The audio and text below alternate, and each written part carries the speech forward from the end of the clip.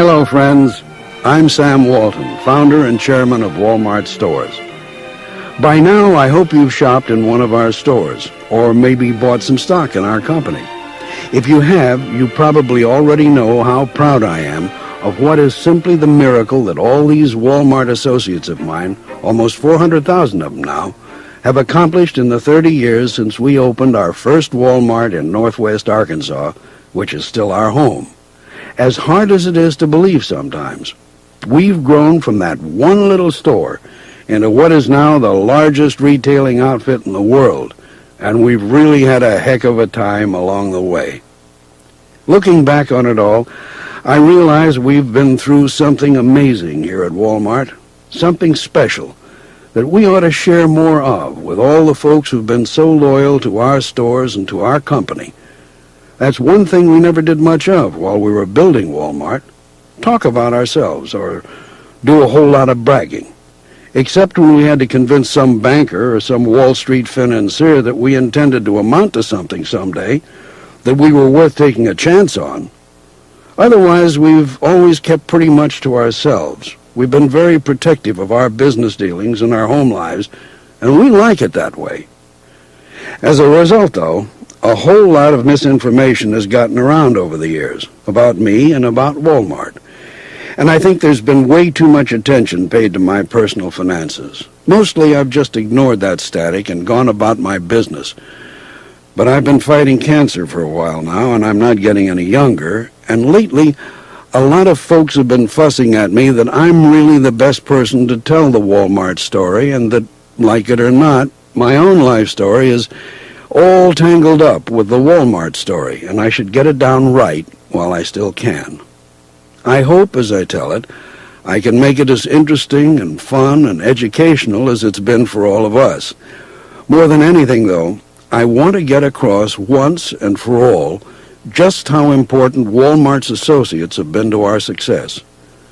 Ours is a story about entrepreneurship and risk and hard work, and knowing where you want to go and being willing to do what it takes to get there. More than anything, it's a story about how there's absolutely no limit to what ordinary people can accomplish if they're given the opportunity and the encouragement and the incentive to do their best. That's how Wal-Mart became Wal-Mart.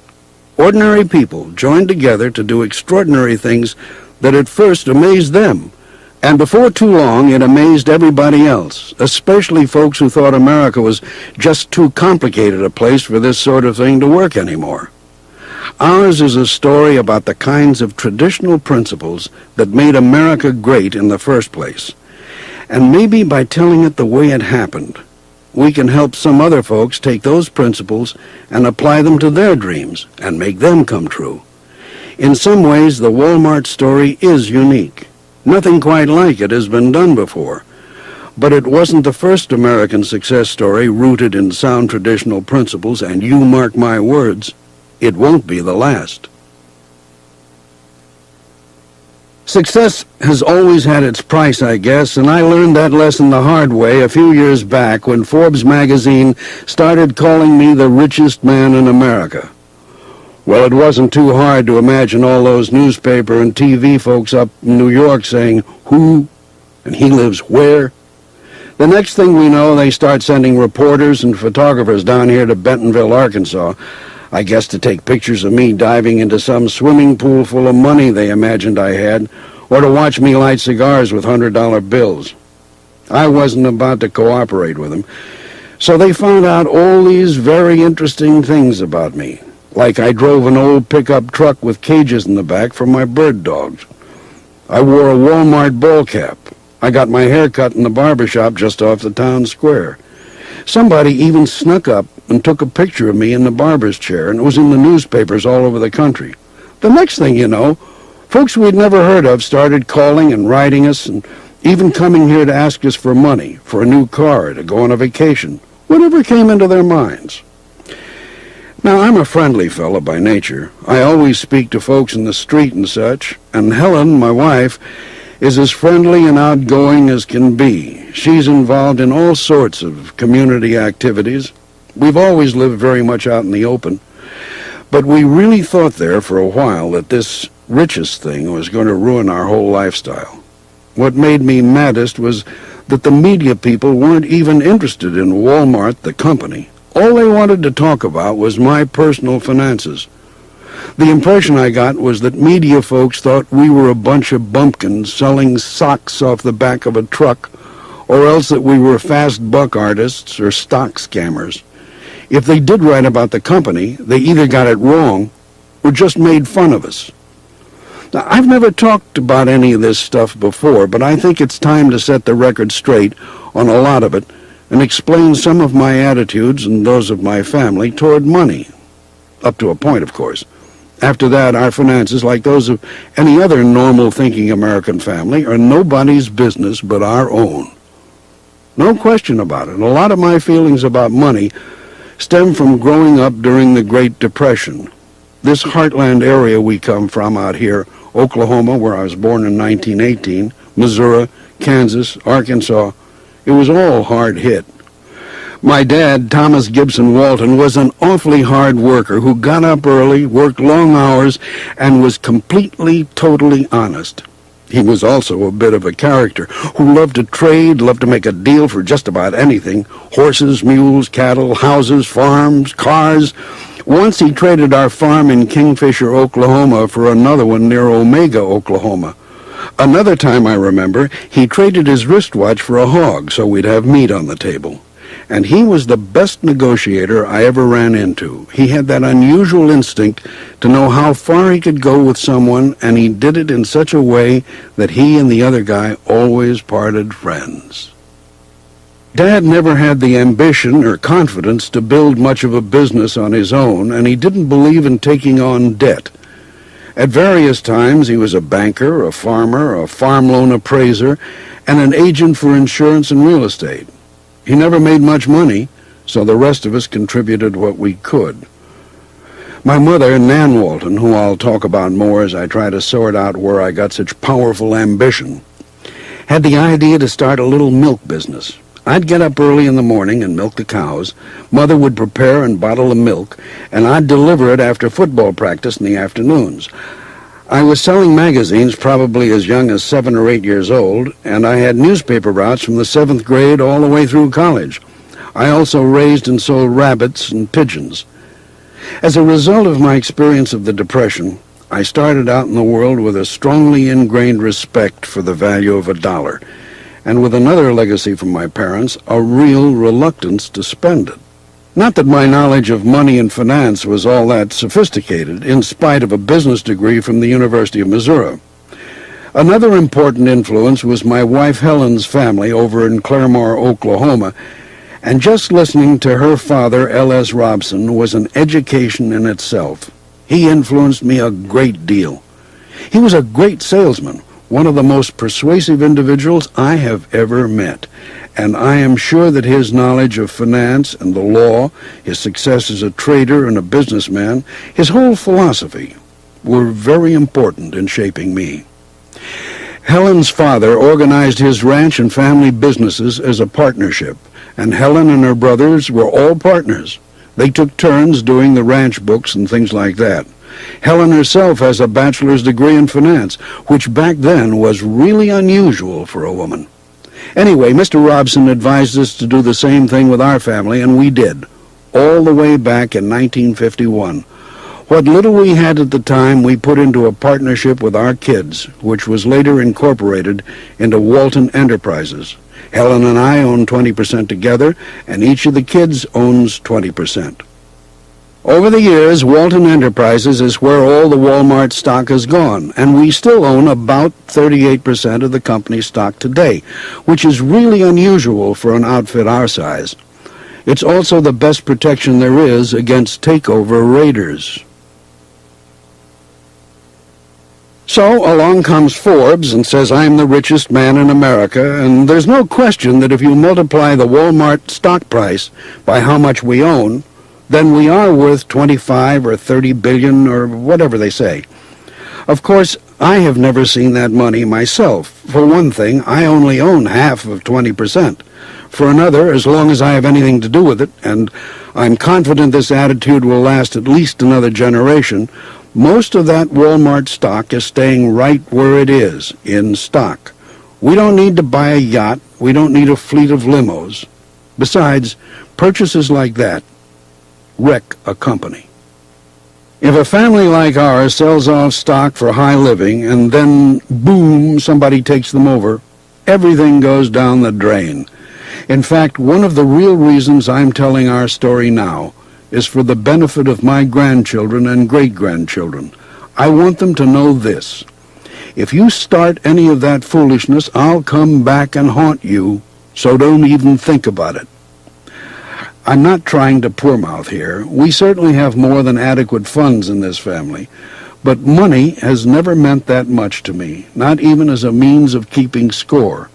If we had groceries and a nice place to live, plenty of room to keep and feed my bird dogs, a place to hunt, a place to play tennis, and the means to get the kids good educations, that was rich.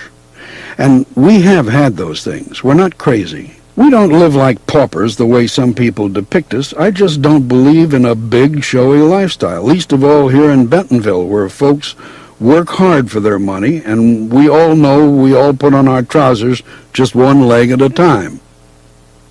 We've certainly got more as a family than anybody should ever think about spending on themselves, and that's why when I'm gone, I plan to leave my personal estate to charity, some of it to the Sam and Helen R. Walton Foundation, and some to the Family Support Foundation, both primarily devoted to supporting education. We've created academic chairs at various universities for the study of business, and we support various church and community groups. I'm also interested in doing anything I can to promote our free enterprise system. Now, when it comes to Wal-Mart, there's no two ways about it. I am cheap. I think it's a real comment that Wal-Mart never bought a jet airplane until after we had gone over $40 billion in sales and opened our first stores in Maine and California. But even then, they had to practically tie me up and hold me down to do it. On the road, we have traditionally slept two to a room, and we stay in Holiday Inns and Ramada Inns and Days Inns, and we eat a lot at family restaurants when we have time to eat. Why, with Wal-Mart now a $50 billion plus company, do we stay so cheap? There's a simple answer. We still believe in the value of the dollar. We exist to provide value to our customers, which means that in addition to providing quality and service, we have a responsibility to save them money. Every time Wal-Mart spends $1 foolishly, it comes out of our customers' pockets. Every time we save $1, it puts us one more step ahead of the competition, and that's where we always plan to be.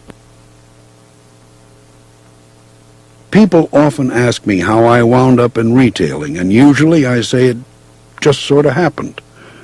But looking back now, I see the simple truth that I was tired and I wanted a real job.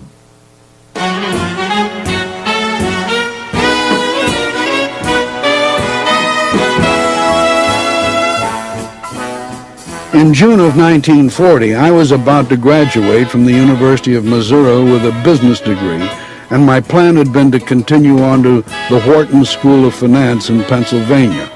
I wanted to study insurance and then sell it. As college wound down, though, I realized how tired I was, tired of going to school in particular. And I also realized that even if I kept up the work routine I had through college, I still wouldn't have the money to go to Walton. In college, I had been working probably as hard as I ever worked in my life. I was a pretty good student and a fraternity man, and just generally one of those big man-on-campus types involved in all kinds of extracurricular activities. Ever since high school, I had made all my own money and bought all my own clothes, and that continued in college, except because Dad and Mother didn't have any money to spare. I had to add tuition and food and fraternity dues and date money to my expenses. I had thrown a newspaper route all through high school, so in college I added a few more routes, hired helpers, and turned it into a pretty good business. In addition, I waited tables, and I was also the head lifeguard in charge of the swimming pool. Instead of going to Walton, I decided to cash in what chips I already had, and I visited with 2 recruiters. Both of them made me job offers. I accepted the one from J.C. Penney. The deal was to report immediately to the J.C. Penney store in Des Moines, Iowa, and begin work as a management trainee. Salary $75 a month. That's when I went into retail, and except for a little time out as an Army officer, that's where I've stayed for the last 53 years, loving every minute. I was fortunate to go to work for a very motivational guy, a man named Duncan Majors, who trained more penny managers than anybody else in the country. His secret was to work us from 6:30 in the morning until 7 or 8 o'clock at night, and on Sundays, when we weren't working, he would get us out to his house and we would play ping pong or cards, but we would also talk about retailing. I remember one Sunday, Duncan Majors had just gotten his annual bonus check from Penny's and was waving it around all over the place. It was for $65,000, which impressed the heck out of us boys. Majors was the guy who really got me excited about retail. He was so good.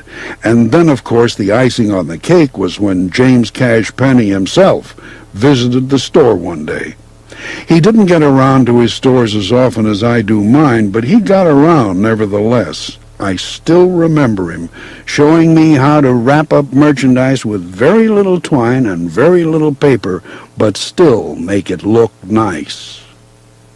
I worked for Penny's about 18 months, but early in 1942 the war was on, and as an ROTC graduate, I was gung-ho to go overseas. Because of a minor heart irregularity, though, I was classified for only limited duty. This kind of got me down in the dumps, and since I was just waiting around to be called up anyway, I quit my Penny's job and wandered south toward Tulsa with some vague idea of seeing what the oil business was like. Instead, I got a job at a big DuPont gunpowder plant in the town of Pryor, Oklahoma. The only room I could find was in nearby Claremore, and that's where I met Helen Robson one April night in a bowling alley. Pretty soon, we were engaged to be married, and I was off to the service. When I got out in 1945, I knew I wanted to go into business for myself, and as it turned out, an old friend of mine, Tom Bates, had a similar idea. I caught up with Tom working at Butler Brothers in St. Louis. Butler Brothers was a regional retailer with 2 franchise operations, Federated Stores, a chain of small department stores, and Ben Franklin, a chain of variety stores, what we used to call 5 and dimes or dime stores. Tom had a great idea. He and I would throw in together and buy a Federated department store on Delmar Avenue in St. Louis. We would each put up $20,000 and be partners. Helen and I had just gotten married, and we had $5,000 or so. We could have borrowed the rest from her father, who was always very supportive. But that's when Helen laid down the law. First, no partnerships. They were too risky. Her family had seen some partnerships go sour, so she was dead set on the principle of working for yourself. Second, any town with a population over 10,000 was off limits. If you know anything at all about the initial small-town strategy that got Wal-Mart going a couple of decades later, you can see that this preference of Helen's pretty much set the course for us. I went back to Butler Brothers to see what else they might have for me, and what they had was a Ben Franklin variety store in Newport, Arkansas, a cotton and railroad town of about 7,000 people in the Mississippi River Delta country. I remember riding down there on the train, still wearing my Army uniform, and giving this store the once-over, and then buying it for $25,000, $5,000 of our own money, and $20,000 borrowed from Helen's father. My naivete about contracts and such would later come back to haunt me in a big way, but at the time, I was sure that the store and the town alike had great potential, and since I've always believed in goals, I set myself one. Within 5 years, I wanted my little Newport store to be the best, most profitable variety store in Arkansas. It wasn't until after we closed the deal that I found out what a dog the store was. It had sales of about $72,000 a year, but its rent was 5% of sales, which, it turned out, was the highest rent anybody had ever heard of in the variety store business. No one paid 5% of sales for rent. And I had a strong competitor, a Sterling store across the street, which was doing double mine in sales. When we opened for business on September 1st, 1945, we were a typical old variety store, 50 feet wide, 100 feet deep. Back then, those stores had cash registers and clerk aisles behind each counter throughout the store, and the clerks would wait on the customers.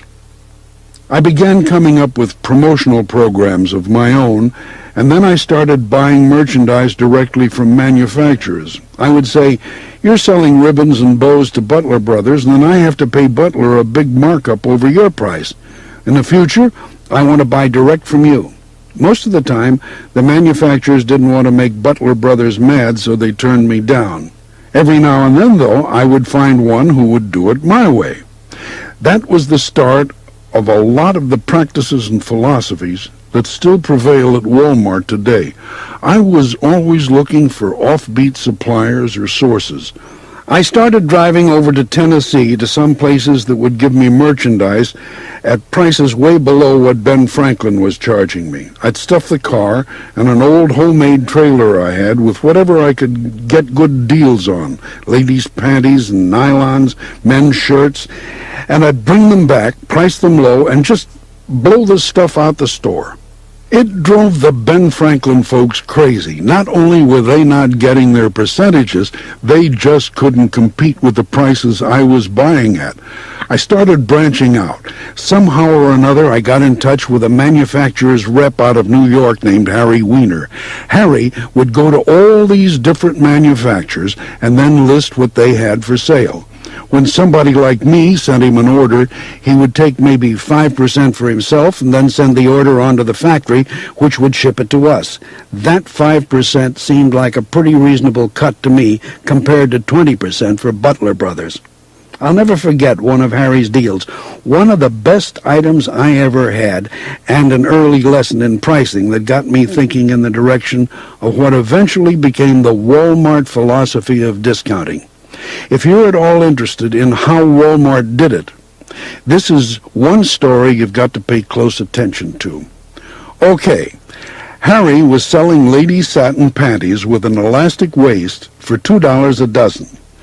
We'd been buying similar panties from Ben Franklin for $2.50 a dozen and selling them at 3 pair for $1. Well, at Harry's price of $2, we could put them out at 4 for $1 and make a great promotion. I ordered a bunch. We sold a bunch. The simple lesson we learned, which others were learning at the same time and which eventually changed American retailing, is the essence of discounting. By cutting your price, you can boost your sales to a point where you earn more at the cheaper price than at the higher price. In retailer language, you can lower your markup but earn more because of the increased volume. Things began to clip along pretty good in Newport in a very short time. We put a popcorn machine out on the sidewalk, and the popcorn sold like crazy. I thought about it, and finally I decided that we needed a soft ice cream machine out there, too. I screwed my courage up, and for the first time went and borrowed money from a bank. What at the time seemed like the astronomical sum of $1,800. The ice cream machine went out onto the sidewalk next to the popcorn machine. It was new and different. It attracted a lot of attention, and we really turned a profit on it.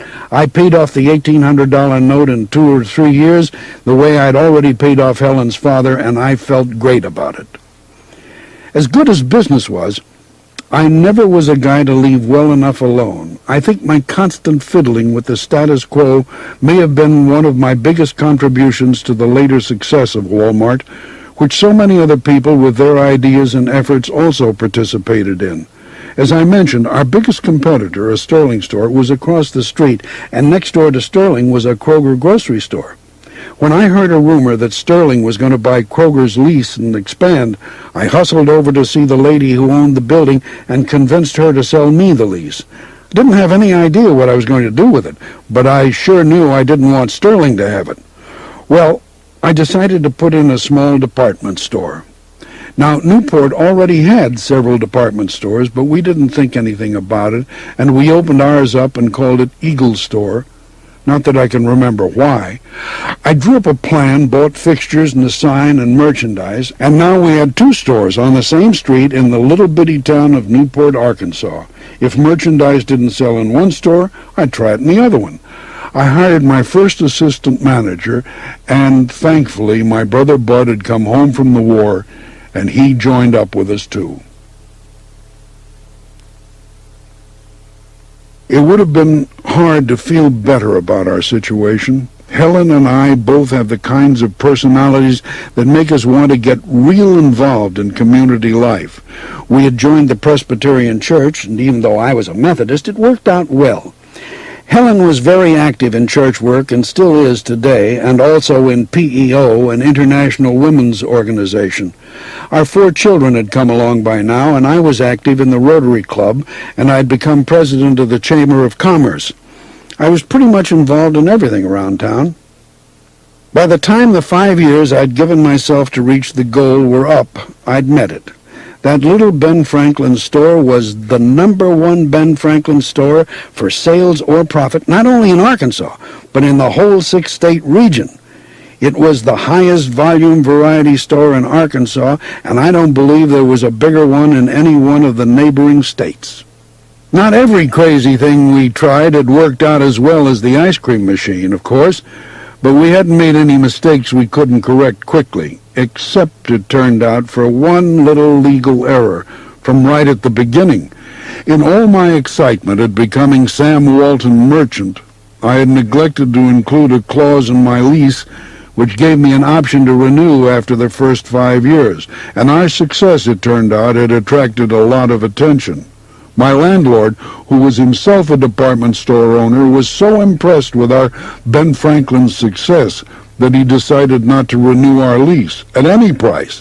He did, though, pay me a fair price for the franchise, fixtures, and inventory, and he gave the store to his son. With nowhere else in town to move our store, I had no alternative but to sell. I sold the Eagle store to Sterling. It was the low point of my business life. I felt sick to my stomach. I had built the best variety store in the whole region and worked hard in the community, and now, in effect, I was being kicked out of town. Because I have never been one to dwell on reverses, though, I decided I would simply pick myself up and get on with it, do it all over again, only even better this time.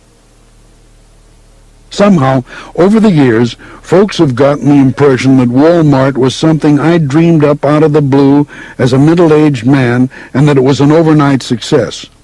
It's true that I was already 44 when we opened the first Wal-Mart in 1962, but the store was totally an outgrowth of everything we'd been doing since Newport. Like most other overnight successes, it was about 20 years in the making. I came out of that Newport experience with my pride a little damaged, but I'd made more than $50,000 on the sale of the Ben Franklin, and in looking back on it now, the whole thing was probably a blessing. At age 32, I was a full-fledged merchant. To make a fresh start, all I needed was a store.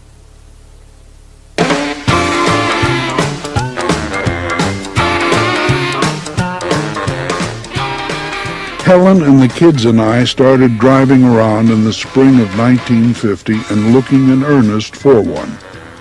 Bentonville was the smallest of the towns we considered, and it already had 3 variety stores when one was really all it needed. Still, I love competition, and old Harrison's Variety was willing to sell. We doubled its size by acquiring a 99-year lease on the barber shop next door. No more 5-year leases for me. We tore the wall out. We put in brand new fluorescent lights. Basically, we built a new store, and for Bentonville, population 3,000, it was a big one.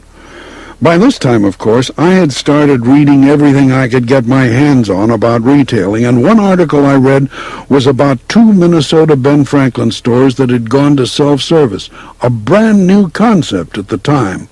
I rode the bus all night to 2 little towns up there, Pipestone and Worthington.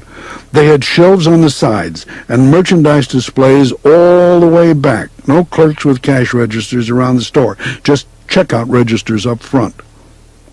Our Bentonville Ben Franklin was the third self-service variety store in the whole country, and the first in our 8-state area. It was a big deal, even if no one here in Arkansas knew it was. Our first newspaper ad, still on display at our visitor center, promised free balloons for the kids, a dozen clothespins for 9 cents, iced tea glasses for 10 cents apiece. Folks turned out. The store took off. Now, I don't really know if the Newport experience had anything to do with it or not, but right away I started looking around for store opportunities in other towns. Maybe it was just my itch to do more business, and maybe, too, I didn't want all my eggs in one basket again. I know, though, that by 1952 I had driven down to Fayetteville and found an old Kroger store. When we took it over, we just called it Walton's Five and Dime. It wasn't a Ben Franklin. Our main competitor was Woolworth, which had a great store on the same square, and there was a Scott store as well. Here we were challenging Woolworth and Scott with a little old 18-foot independent variety store, and I remember sitting on the square right after I bought it, listening to a couple of the local codgers say, "Well, we'll give that guy 60 days, maybe 90. He won't be there long." But this store was ahead of its time, too. Self-service all the way, which the competition wasn't. Really, this was the beginning of the way we would be operating for a long time to come, innovatively, expensively. Of course, I needed somebody to run that store, so I did something I would do for the rest of my run in the retail business without any shame or embarrassment whatsoever. I nosed around for talent in other people's stores. I got Willard Walker, my first real hire, out of a TG&Y dime store he was managing in Tulsa. The lure was a percentage of the profits. I remember those early days now mostly as a time of always looking around for ideas and items that would make our stores stand out. Sometime in there the hula hoop fad hit, but the genuine articles were pricey and hard to get anyway. They were mostly going into the big city stores. A friend put me in touch with a manufacturer who sold us plastic hose, and with that we made our own hula hoops, and we sold a ton of them. While I was running around between Bentonville and Fayetteville and my Tennessee suppliers and the Ben Franklin regional office in Kansas City, my brother Bud borrowed some money and bought a Ben Franklin on his own up in the little bitty town of Versailles, Missouri. Bud and I weren't really doing any business together, but we kept in touch. Well, one time I was up in Kansas City, and I heard about this big subdivision going up there with a 100,000 square foot shopping center in it. A whole new concept at that time. It was going to have an A&P store and a Ben Franklin store in the middle, a Crown Drug store at the end, and small shops in between. I called Bud and told him to meet me up there right away. I said, "You want to gamble and go into this thing?" And he said, "Might as well." And we did. We borrowed all the money we could and went into that Ben Franklin up there 50-50. If I ever had any doubts about the potential of the business we were in, that shopping center store ended them. The thing took off like a house afire. The first year we made about $30,000 profits on sales of $250,000, and that went up to $350,000 in no time. By now, though, with all the places I had to visit, I was driving too much to have time for anything else. I began to wonder if maybe flying wouldn't be smarter. Bud Walton remembers. One day I got a call from Sam, and he said, "Meet me in Kansas City. I want to buy an airplane." Boy, it took me by surprise. I always thought Sam was the world's worst automobile driver, and I thought, he'll kill himself. I did everything to try and talk him out of it, but he bought a plane anyway for $1,850. It had a washing machine motor, and it would putt-putt, then miss a lick, then putt-putt again. That was the start of the Wal-Mart aviation era. I loved that little two-seater plane because it would go 100 miles an hour if you didn't have the wind against you, and I could get to places in a straight line. Now that I could move around easily, I just caught store fever. We quickly opened variety stores in Little Rock, Springdale, and Siloam Spring, Arkansas, and we had a couple more in Neodesha and Coffeyville, Kansas. All these stores were organized as separate partnerships between Bud and me, along with other partners, including my dad, Helen's two brothers, and even the kids who invested their paper route money. John Walton, Sam and Helen's second son, says, "This is hard to believe, but between my paper route money and the money I made in the Army, both of which I invested in those stores, it's worth about $40 million today." Whatever money we made in one store, we'd put it in another and just keep on going. And starting with Willard Walker, we would bring the managers we hired in as limited partners. If you had, say, a $50,000 investment in a store and the manager put in $1,000, he'd own 2.5%. That whole period, which gets very little attention from most people studying us, was really very, very successful. In 15 years' time, we became the largest independent variety store operator in the U.S. The only problem was the volume per store was so little we didn't clear much. This is why I began looking around for ideas that would break us over into something with a real payoff. Our first important clue came in the little town of St. Robert, Missouri, where we learned that by building larger stores, which we called family centers, we could do unheard-of amounts of business for variety stores, $2 million and more in sales per store. After St. Robert, we made the formula work in Berryville, Arkansas, and right here in Bentonville, too. I began to hear talk of the early discounters, companies like Zayre and Arlen's and Two Guys up in the Northeast.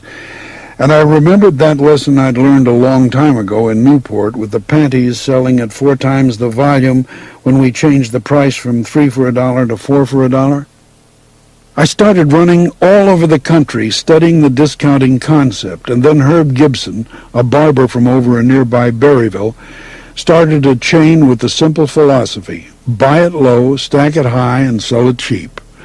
Herb sold it lower than anybody had ever seen it sell before, and he sold more of it. He did it in Abilene, in Amarillo, and he did it around Dallas. But it wasn't until he moved onto the square in Fayetteville and started competing with our variety stores that I felt the stimulus to act. The discounting idea was right. I knew it, but I was used to franchising, and I had the mindset. Generally, my experience with Ben Franklin had been positive, despite my outside buying, and I didn't want to have to build a company with all that support apparatus myself. With Herb Gibson on my heels, I went up to Butler Brothers headquarters in Chicago. I was armed with my usual yellow legal pad full of notes, and I made a big pitch for them to back me in discounting. I wanted them to be our wholesale arm, our merchandiser. It wouldn't have been all that difficult to put together an organization with them, but they weren't interested, and the only real option left was to open our own discount store. We did it in Rogers, Arkansas, which is just down the road from Bentonville, but bigger. In Rogers, there already was a Ben Franklin franchise, so we couldn't use Ben Franklin at all. Instead, I had made arrangements with a distributor in Springfield, Missouri. But basically, nobody wanted to gamble on that first Wal-Mart. I think Bud put in 3%, and Don Whitaker, whom I had hired to manage the store from a TG&Y store out in Abilene, Texas, put in 2%, and I put in 95%. Helen signed all the notes along with me, and we pledged houses and property, everything we had. But in those days, we were always borrowed to the hilt. We were about to go into the discount business for real. Now, to tell the truth, that first Wal-Mart in Rogers really wasn't all that great. We had a sign that said, "We sell for less," and satisfaction guaranteed. And these are two principles that still guide the company. We did $1 million the first year, a lot more than our variety stores, which did $200,000 to $300,000 a year. But remember, the St. Robert Family Center was doing $2 million. Once we opened Rogers, we just sat there and held our breath. Then we put similar stores up in Springdale and Harrison. But here I have to let David Glass tell his now famous story about coming to Harrison to see what a Wal-Mart was and being so horrified at the sight. David Glass, CEO Wal-Mart Stores, recalls, "In those days, word was starting to get out that a guy named Sam Walton had some interesting retailing ideas, so I drove down from Springfield, where I was with Crank Drugs at the time, to see a Wal-Mart opening. It was the worst retail store I had ever seen. Sam had brought a couple of trucks with watermelons in and stacked them on the sidewalk. He had a donkey ride out in the parking lot. It was about 115 degrees, and the watermelons began to pop, and the donkey began to do what donkeys do, and it all mixed together and ran all over the parking lot. And when you went inside the store, the mess just continued, having been tracked in all over the floor. Sam was a nice fellow, but I wrote him off. It was just terrible."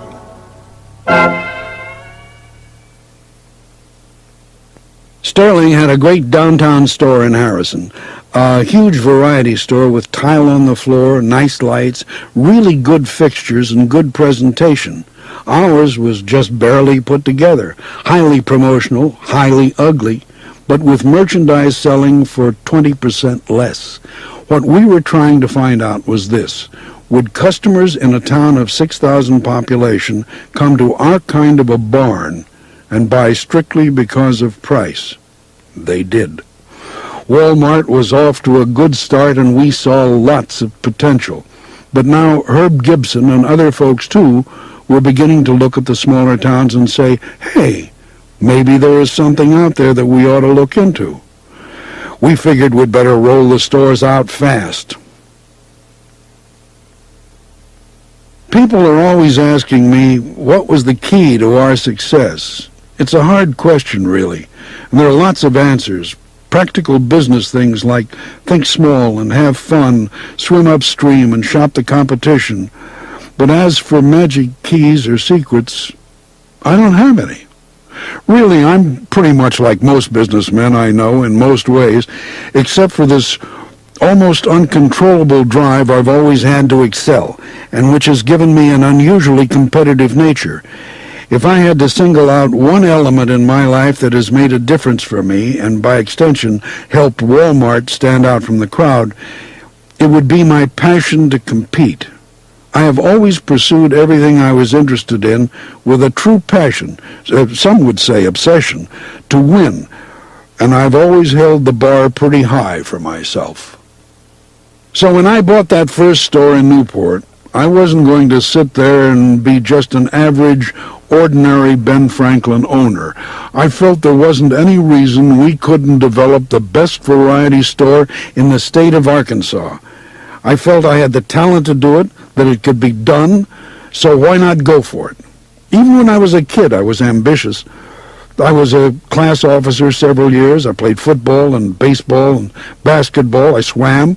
I was so competitive that starting out in Boy Scouts, I made a bet with the other guys about which one of us would be the first to reach the rank of Eagle. I won. I got my Eagle at age 13, the youngest Eagle Scout in the history of the state of Missouri at that time. I wasn't what you call a gifted student, but I always worked really hard and made the honor roll. I was president of a student body, I was quarterback for an undefeated state champion football team, and I was voted most likely to succeed. By college, the pattern of my life was pretty well set. When I threw myself into something, I went all the way. And though most folks think Wal-Mart has occupied most of my competitive energy over the years, it's not completely true. I've had my other passions, too, like bird hunting and tennis. I've pursued them both pretty competitively, too. I don't know what causes a person to be ambitious, but in my case, a lot of it could have come from my mother, who was an extremely ambitious person, in an unselfish sort of way. My mother read a lot and loved education, even though she didn't have too much herself. And she always encouraged me to do quality work and to develop my leadership abilities. And she sat with me and helped me with my schoolwork and my projects. She must have been a pretty special motivator, because I really took her seriously when she told me I should always try to be the best I could at whatever I took on. I have to say there's one aspect of my boyhood which it pains me to bring up, but Helen thinks it was an important influence on my life, so I'll mention it briefly. The simple truth is that Mother and Dad were two of the most quarrelsome people who ever lived together. I loved them both dearly, and they were two fine and wonderful individuals, but with each other they were always at odds. I'm not exactly sure how this situation affected my personality, unless it was partly a motivation to stay so busy all the time, but I swore early on that I would never involve my family in squabbling.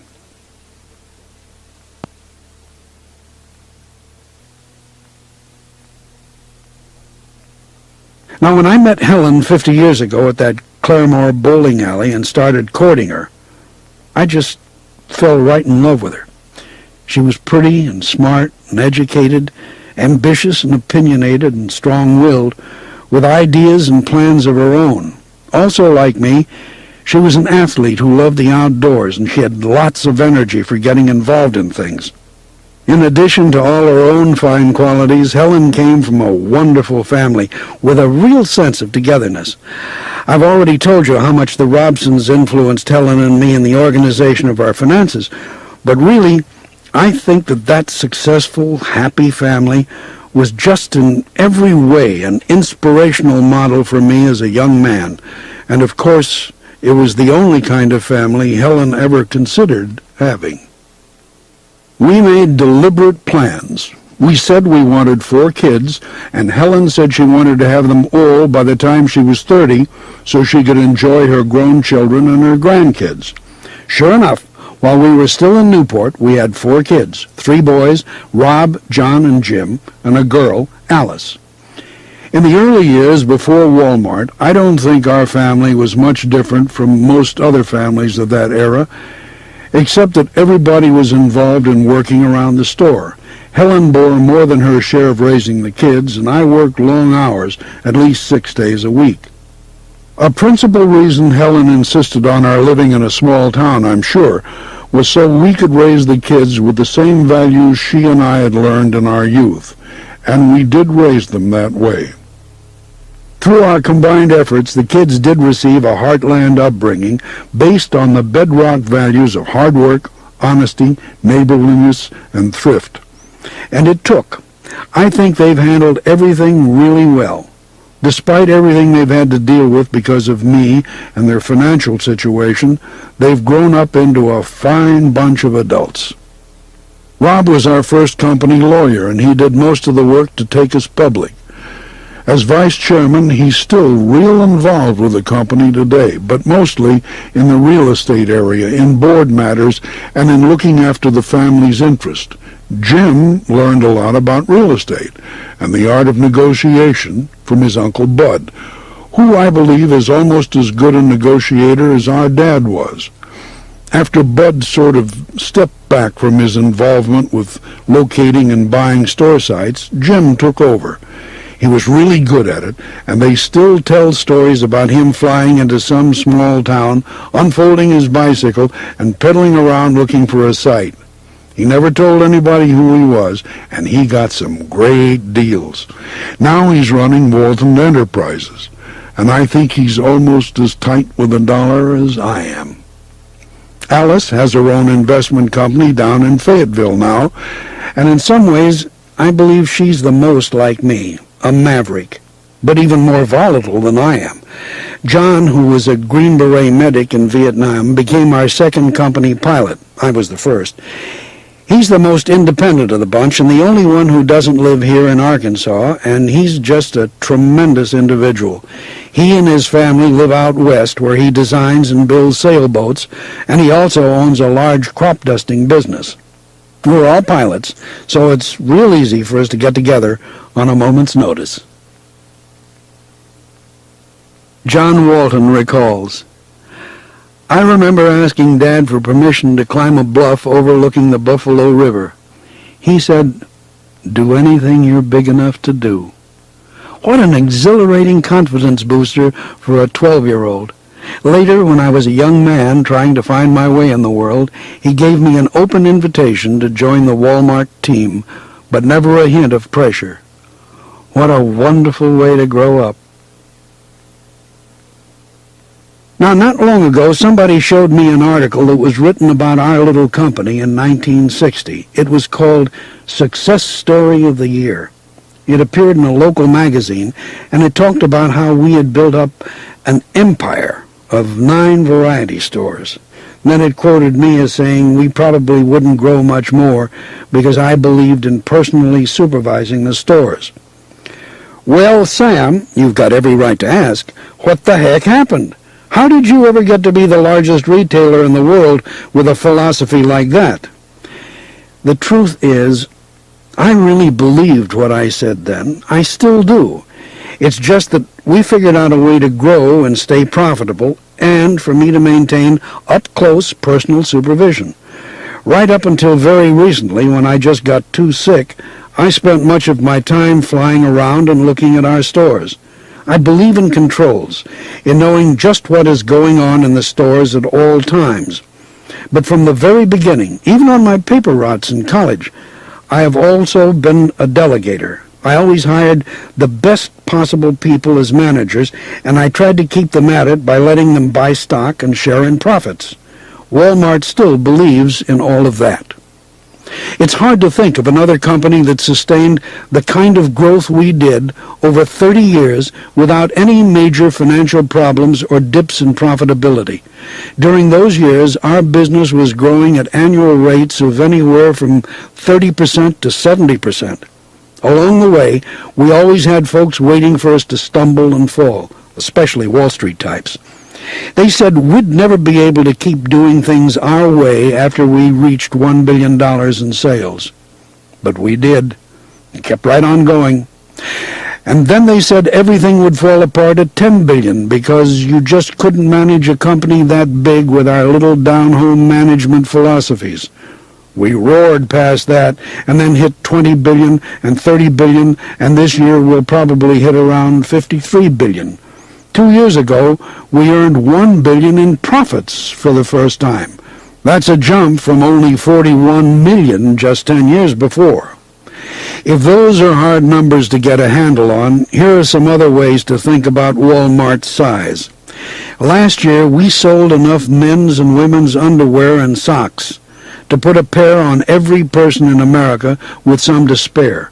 We sold 1/4 of all the fishing lines sold in the U.S., some 600,000 miles of it, or enough to go around the earth 24 times.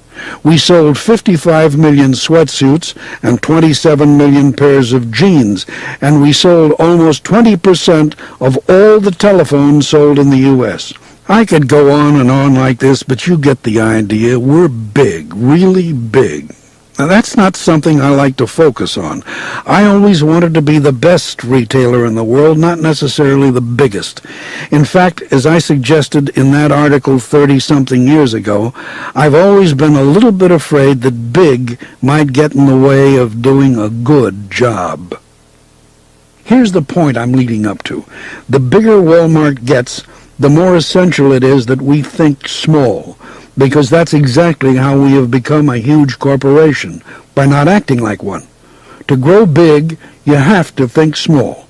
Above all, we are small-town merchants, and I can't tell you how important it is for us to remember when we puff up our chests about all those huge sales, that they were all made one day at a time, one store at a time, mostly by the hard work and good attitude and teamwork of the store managers and hourly associates, as well as by all the folks who work around the clock in the distribution centers.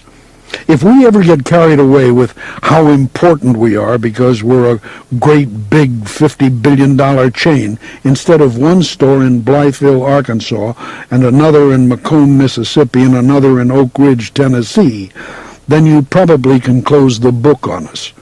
If we ever forget that looking a customer in the eye and asking politely if we can help is just as important today as it was in that little Ben Franklin in Newport, then we just ought to go into a different business because we'll never survive in this one.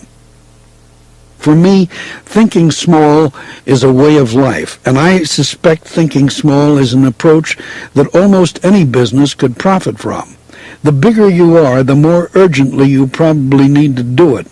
At our size today, there's all sorts of pressure to regiment and standardize and operate as a centrally driven chain where everything is decided on high and passed down.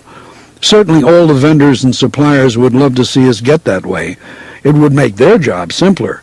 In a system like that, though, there's no room for creativity, no place for the kind of maverick I was in the early days at Ben Franklin, no call for the entrepreneur or the promoter. For several decades now, we've really worked at building a company that's simple and streamlined and takes its direction from the grassroots. It's really a pretty tall order for an outfit with almost 400,000 associates spread out all over the country. But along the way, we've learned some practical ways to keep our thinking small, and I want to tell you about 6 of them. First, think one store at a time. Here's an example of what I'm talking about. We've got one store in Panama City, Florida, and another 5 miles away in Panama City Beach.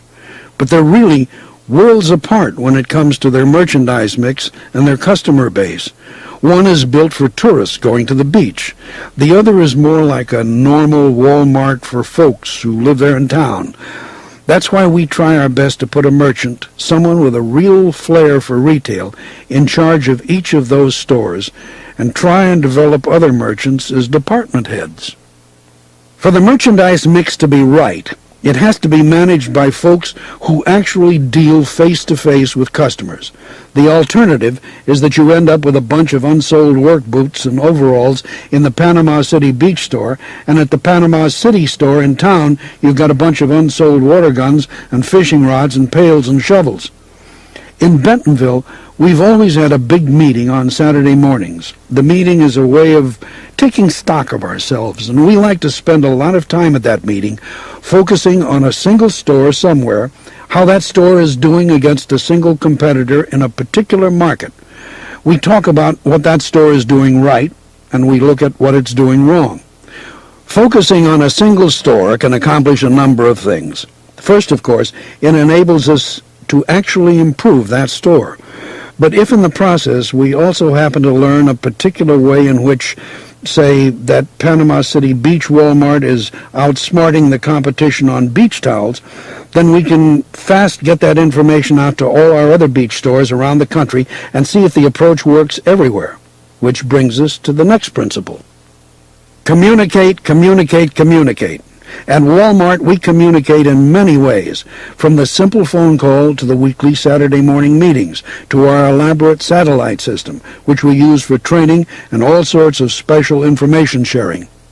The necessity for good communication in a company as big as ours is so vital you can't overstate it.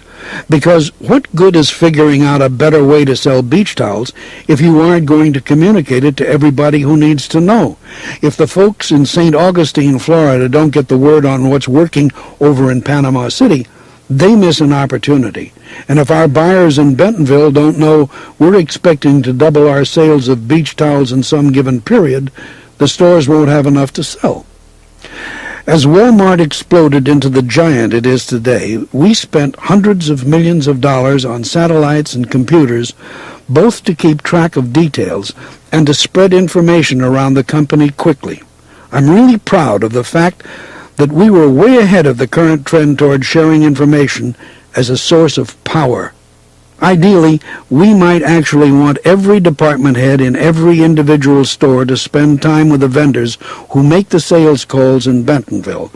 But obviously, we're too big for that. So we try to think up ways to get at a similar result. Recently, for example, we've started seminars for our department managers. We'll pick a department like sporting goods or lawn and garden. Then we'll pick one department head from each of our 184 store districts and bring them all into Bentonville to talk to the buyers about what's working for them and what's not. After that, we have them meet with the vendors and tell them what kinds of complaints we're getting on their products or what's really working. Together, all these folks formulate a plan for the coming season, and the department heads go back to their districts and share what they've learned with their counterparts in other stores. As much as we travel to our stores and bring our folks into Bentonville, though, sometimes I just get the feeling that the word is not getting out. And if it's on a subject I feel strongly enough about, I get in front of one of our TV cameras here and go out by satellite to associates gathered in front of monitors in the break rooms throughout our system. A few Christmases ago, for example, I went on camera and visited with everybody a little about how our sales were. I talked about how my hunting was going. I hoped their holiday season was going well. And then I got to the point. I don't think any other retail company in the world could do what I'm going to propose to you, I said, but it's simple. It won't cost us anything, and I believe it would just work absolute magic on our customers, and our sales would escalate, and I think we'd just shoot past our Kmart friends in a year or two, and probably Sears as well.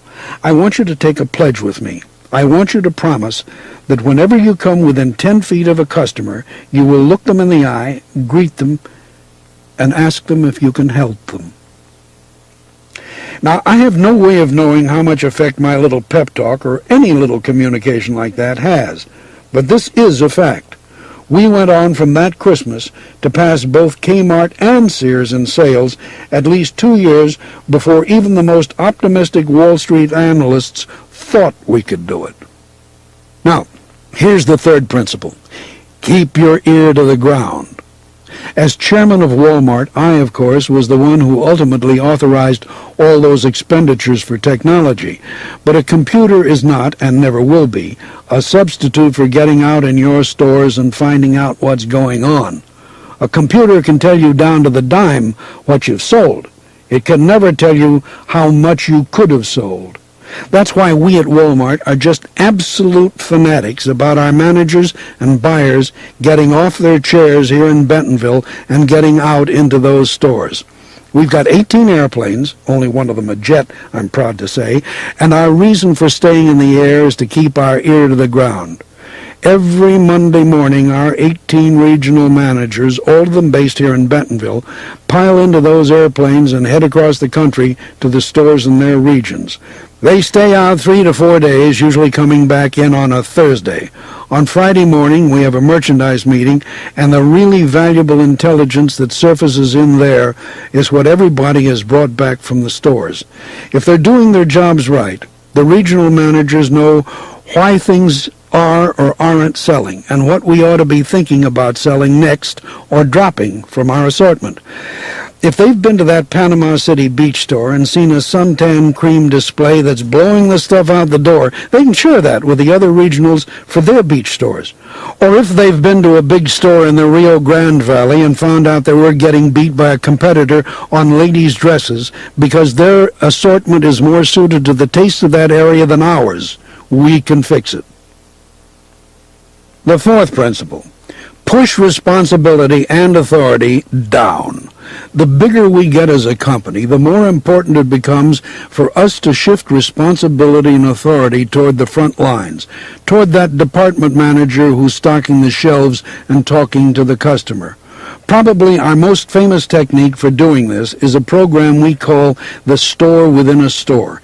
Instead of treating our department heads as just hourly employees punching a clock and then ripping open boxes and stacking whatever's in them onto shelves, which is the way it's done in a lot of big retail companies, we give our department heads the opportunity to become real merchants, managers of their own businesses, and in some cases, these departmental businesses are actually bigger in annual sales than a lot of our first Wal-Mart stores were. It only works because we decided a long time ago to share so much information about the company with our associates, rather than keeping everything a secret from them. In the store within a store program, we share everything with our department heads, the costs of their goods, the freight costs, the profit margins. We let them see how their store ranks with every other store in the company on a constant running basis, and we give them incentives to want to win. Nothing makes me feel better than when I visit a store and some department head comes up to me with pride and shows me all her numbers and tells me she's number 5 in the company, but she plans to be number 1 next year. I love meeting all these merchants we've got on our team out there. When they show me a display loaded up with baby oil or lunch boxes and then tell me they chose that item because of its high profit margin, and they go on to brag about the volume they've done with that item, I get so proud for them I can hardly stand it. I really mean that. It's just the proudest I get. When I see this kind of thing going on out there, I know our size hasn't crippled us yet. We're always trying for that fine balance between autonomy and control. Our buyers, for example, have a lot more responsibility for deciding what's carried in our stores than buyers at most other companies. We run them hard and we give them a tough time because we don't want them getting the big head and thinking they're all powerful. But the fact is that our buyers, just like our folks in the stores, are in unique positions of authority for the retail business. Now, Principle 5, force ideas to bubble up. This one just goes hand in hand with pushing responsibility down, really, and we're always looking for new ways to encourage our associates out in the stores to push their ideas up through the system. We do a lot of this at our Saturday morning meetings. We'll have associates who've come up with something that's really worked well for their store come in and tell everybody in Bentonville about it. And for about 15 years now, we've been running our VPI, Volume Producing Item Contest, which I love to participate in myself. Basically, what it amounts to is that everybody from department manager level up chooses an item of merchandise they want to promote, with big displays or whatever, and then we see whose item produces the highest volume. I've always thought of the VPI contest not just as a way to stimulate sales, but as a way to teach our associates how to become better merchants, to show them what can be done by picking an item that's available and figuring out a creative way to sell it or buy it or both. It gives them the opportunity to act the way we used to in the early days. They can do crazy things like pick an item and hang it all over a tree filled with stuffed monkeys in the middle of the store, or drive a pickup truck into the aisle we call Action Alley in the back of the store and fill it with car washing sponges or whatever they think up that they can convince store managers to try. It's not just merchandising ideas we're looking for from our associates, though. When you consider that there are close on 400,000 of us, it's obvious that there are more than a few good ideas out there waiting to be seized. Our latest effort is a program called Yes We Can, Sam, which so far we figure has saved us about $8 million a year. Most of the ideas this program brings in are just common sense things that nobody picks up on when we're all thinking about how big we are. They're ideas that come from thinking small. One of my favorites came from an hourly associate who got to thinking about why we were shipping all the fixtures we bought for our warehouses by common carrier when we own the largest private fleet of trucks in America. She figured out a program to backhaul those things on our own trucks and saved over $500,000 right there. We brought her in, we recognized her good thinking, and we gave her a cash award. Now, the 6th principle. Stay lean, fight bureaucracy. Any time a company grows as fast as Wal-Mart has, in the way it has, there are always going to be pockets of duplication built up and areas of our business which we probably no longer need or maybe never needed in the first place. Nobody really likes to think about this kind of thing because nobody wants to have their job or the jobs of people who work for them eliminated. But it is absolutely the responsibility of a company's top management to be thinking about this all the time. to ensure a sound future for the company as a whole. One way I've approached this is simply by sticking to the formula I used back when we had about 5 stores. In those days, I tried to operate on a 2% general office expense structure. In other words, 2% of sales had to carry our buying office, our general office expense, my salary, Bud's salary, and when we started adding district managers and other officers, it had to pay their salaries too. Believe it or not, we haven't changed that basic formula in our growth from 5 stores to 2,000 stores. In fact, we have actually reduced our office overhead as a percentage of sales over the last 30 years, and that's despite tremendous expenses for computer support and distribution center support. Some folks in the retail business have asked me where I came up with the 2% formula, and the truth is, I just pulled it out of the air. In the early days, most companies took 5% of their sales to run their offices, but here's the thing. We have always operated lean. We have operated with fewer people than other companies have, and that by virtue of coming to work earlier and staying later. A lot of first-time visitors are kind of shocked by our offices, too. They say our offices look like something you'd find in a truck terminal. They're not real big, and the walls are covered with inexpensive paneling. But they're all we need, and they must be working fine. Ask our shareholders. A lot of bureaucracy is really the product of some empire builder's ego. Some folks have a tendency to build up big staffs around them just to emphasize their own importance, and that's one reason I feel so strongly about not letting egos get out of control around Wal-Mart. If you're not serving the customer or supporting the folks who do, we don't need you.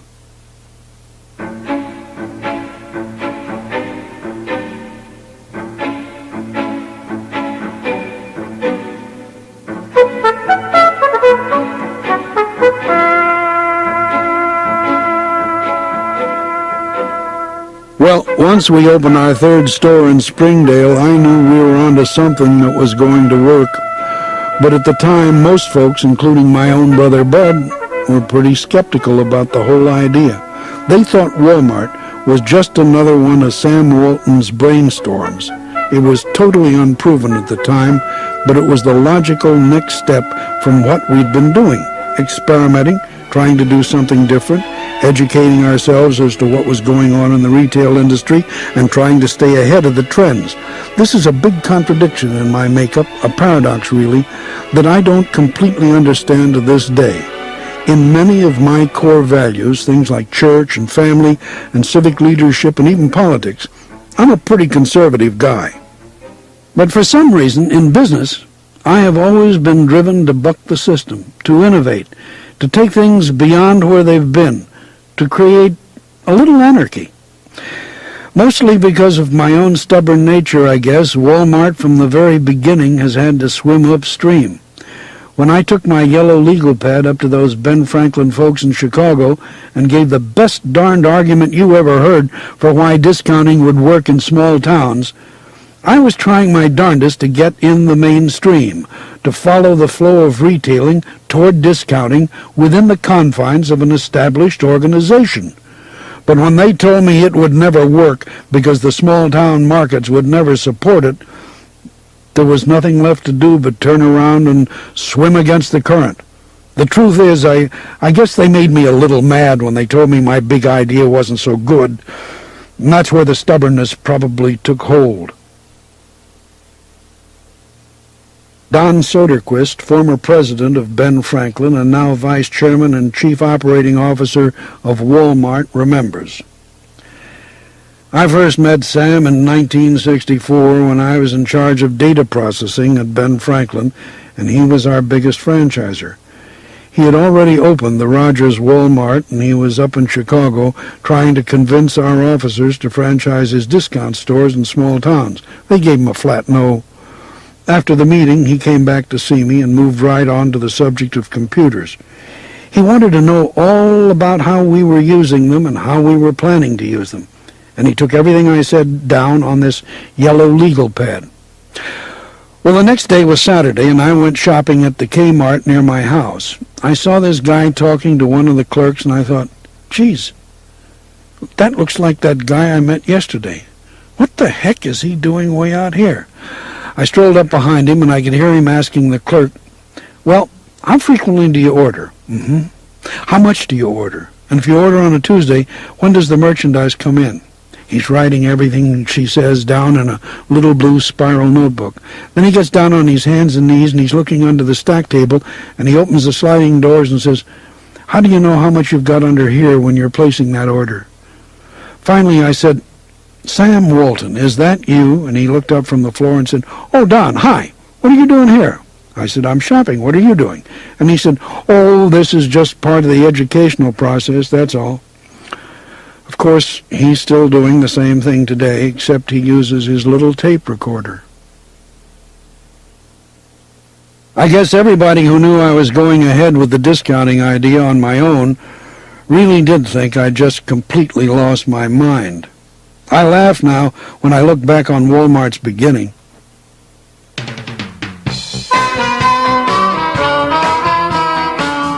In 1962, the discount industry was fairly young and full of high-living, big-spending promoters driving around in Cadillacs, guys who had just had the world by the tail.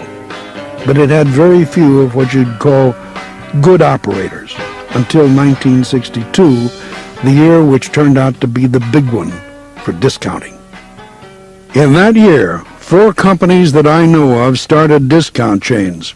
S.S. Kresge, a big 800-store variety chain, opened a discount store in Garden City, Michigan, and called it Kmart. F.W. Woolworth, the granddaddy of them all, started its Woolco chain. Dayton Hudson, out of Minneapolis, opened its first Target store. And some independent down in Arkansas opened something called a Wal-Mart.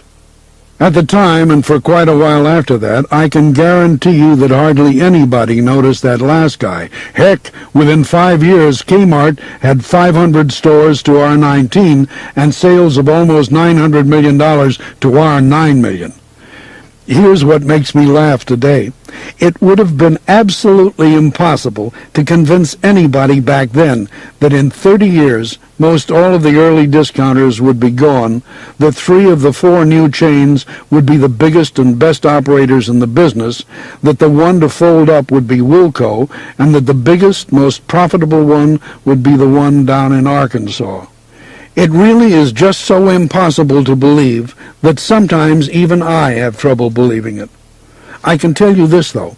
After a lifetime of swimming upstream, I am convinced that one of the real secrets to Wal-Mart's phenomenal success has been precisely that talent of ours. Many of our best opportunities were created out of necessity. The things that we were forced to learn and do because we started out underfinanced and undercapitalized in these remote, small communities contributed mightily to the way we've grown. Had we been capitalized, or had we been the offshoot of a large corporation the way I wanted to be, we might not ever have tried the Harrisons or the Springdales and all those other little towns we went into in the early days. It turned out that the first big lesson we learned was just that there was much more business out there in small-town America than anybody had ever dreamed of. We stuck with what we had learned in the variety store business about customer service and satisfaction guaranteed, but I have to admit that in those days we did not have anywhere near the emphasis on quality that we have today. What we were obsessed with was keeping our prices below everybody else's. Our dedication to that idea was total. We tried to build decent buildings, but we had to keep the rent down. We never liked to pay more than $1 a square foot. So, as I've already suggested, our stores really didn't look all that good either. Store number 8 in Morrilton, Arkansas, for example, was an old Coca-Cola bottling plant. We bought old fixtures and hung them by baling wire from the ceiling. We had clothes hanging in layers on conduit pipe and shelves wired to the walls. But this was really a small town, so number 8 was another experiment. We didn't have systems. We didn't have ordering programs. We didn't have a basic merchandise assortment. We certainly didn't have computers, but we sold our merchandise at the lowest prices possible, and that's what really kept us right side up for the first 10 years. That and consistently improving our sales in these smaller markets by building up our relationship with the customers. The idea was simple. When customers thought of Wal-Mart, we wanted them to think of low prices and satisfaction guaranteed. They could be pretty sure they wouldn't find it cheaper anywhere else, and if they didn't like it, they could bring it back. Clarence Lease, the second manager of Wal-Mart No. 1 in Rogers, Arkansas, recalls, Rogers had been open about a year, and everything was just piled up on tables with no rhyme or reason whatsoever. Sam asked me to kind of group the stuff by category or department, and that's when we started that. The thing I remember most, though, was the way we priced goods. Sam wouldn't let us hedge on a price at all. Say the list price for some piece of merchandise was $1.98, but we had only paid 50 cents. Initially, I would say, well, it's originally $1.98, so why don't we sell it for $1.25? And Sam would say, no, we paid 50 cents for it, mark it up 30%, and that's it. No matter what you pay for it, if we get a great deal, pass it on to the customer. And, of course, that's what we did. It was a little wild there for a while, being out on our own with no basic merchandise assortment, no established distributors, no real replenishment system, no credit. Salesmen would show up at our door and we would try to get the best deals we could. But it was difficult to get some of the bigger companies, such as Procter & Gamble and Eastman Kodak, to call on us at all. And when they did, they would almost dictate to us how much they would sell us and at what price. I don't mind saying that we were the victims of a good bit of arrogance from a lot of the vendors in those days. The biggest challenge was buying health and beauty aids at low cost and staying stocked up on them, because those items were really at the heart of almost every early discounter strategy. I figured that out after I went into the first Gibson store. Herb Gibson's whole concept was to buy direct at a lower cost than individual stores could buy, then charge $300 a month to run one of his franchises, and he would act as the store's buying agent. The basic discounter's idea was to attract customers into the store by pricing these items, toothpaste, mouthwash, headache remedies, soap, shampoo, right down at cost. Those were what the early discounters called your image items. That's what you pushed in your newspaper advertising, like the 27-cent crest at Springdale, and you stacked it high in the stores to call attention to what a great deal it was. Word would get around that you had really low prices. Everything else in the store was priced low too, but it had a 30% markup. Health and beauty aids were priced to give away. Charlie Cate, an early Wal-Mart store manager, recalls, from day one, Mr. Walton made it clear that Wal-Mart wasn't just Ben Franklin with low prices on some items. He wanted real discounting. He said, we want to discount everything we carry. When the other chains around us weren't discounting, he said, we advertise that we sell for less and we mean it. So whatever else we did, we always had to sell for less. If an item came in and everybody else in town was selling it for 25 cents, we'd go with 21 cents. As far as building the company up, at that time we simply weren't doing it. I had moved my office from the Ben Franklin on the Bentonville Square to an old garage nearby, and I worked in there with 3 ladies who helped out with the bookkeeping. By then, we had 18 Ben Franklins and a handful of Wal-Marts, and we kept a little pigeonhole on the wall for the paperwork from each store. Once a month, we'd enter all the figures and come up with a profit and loss sheet for each store.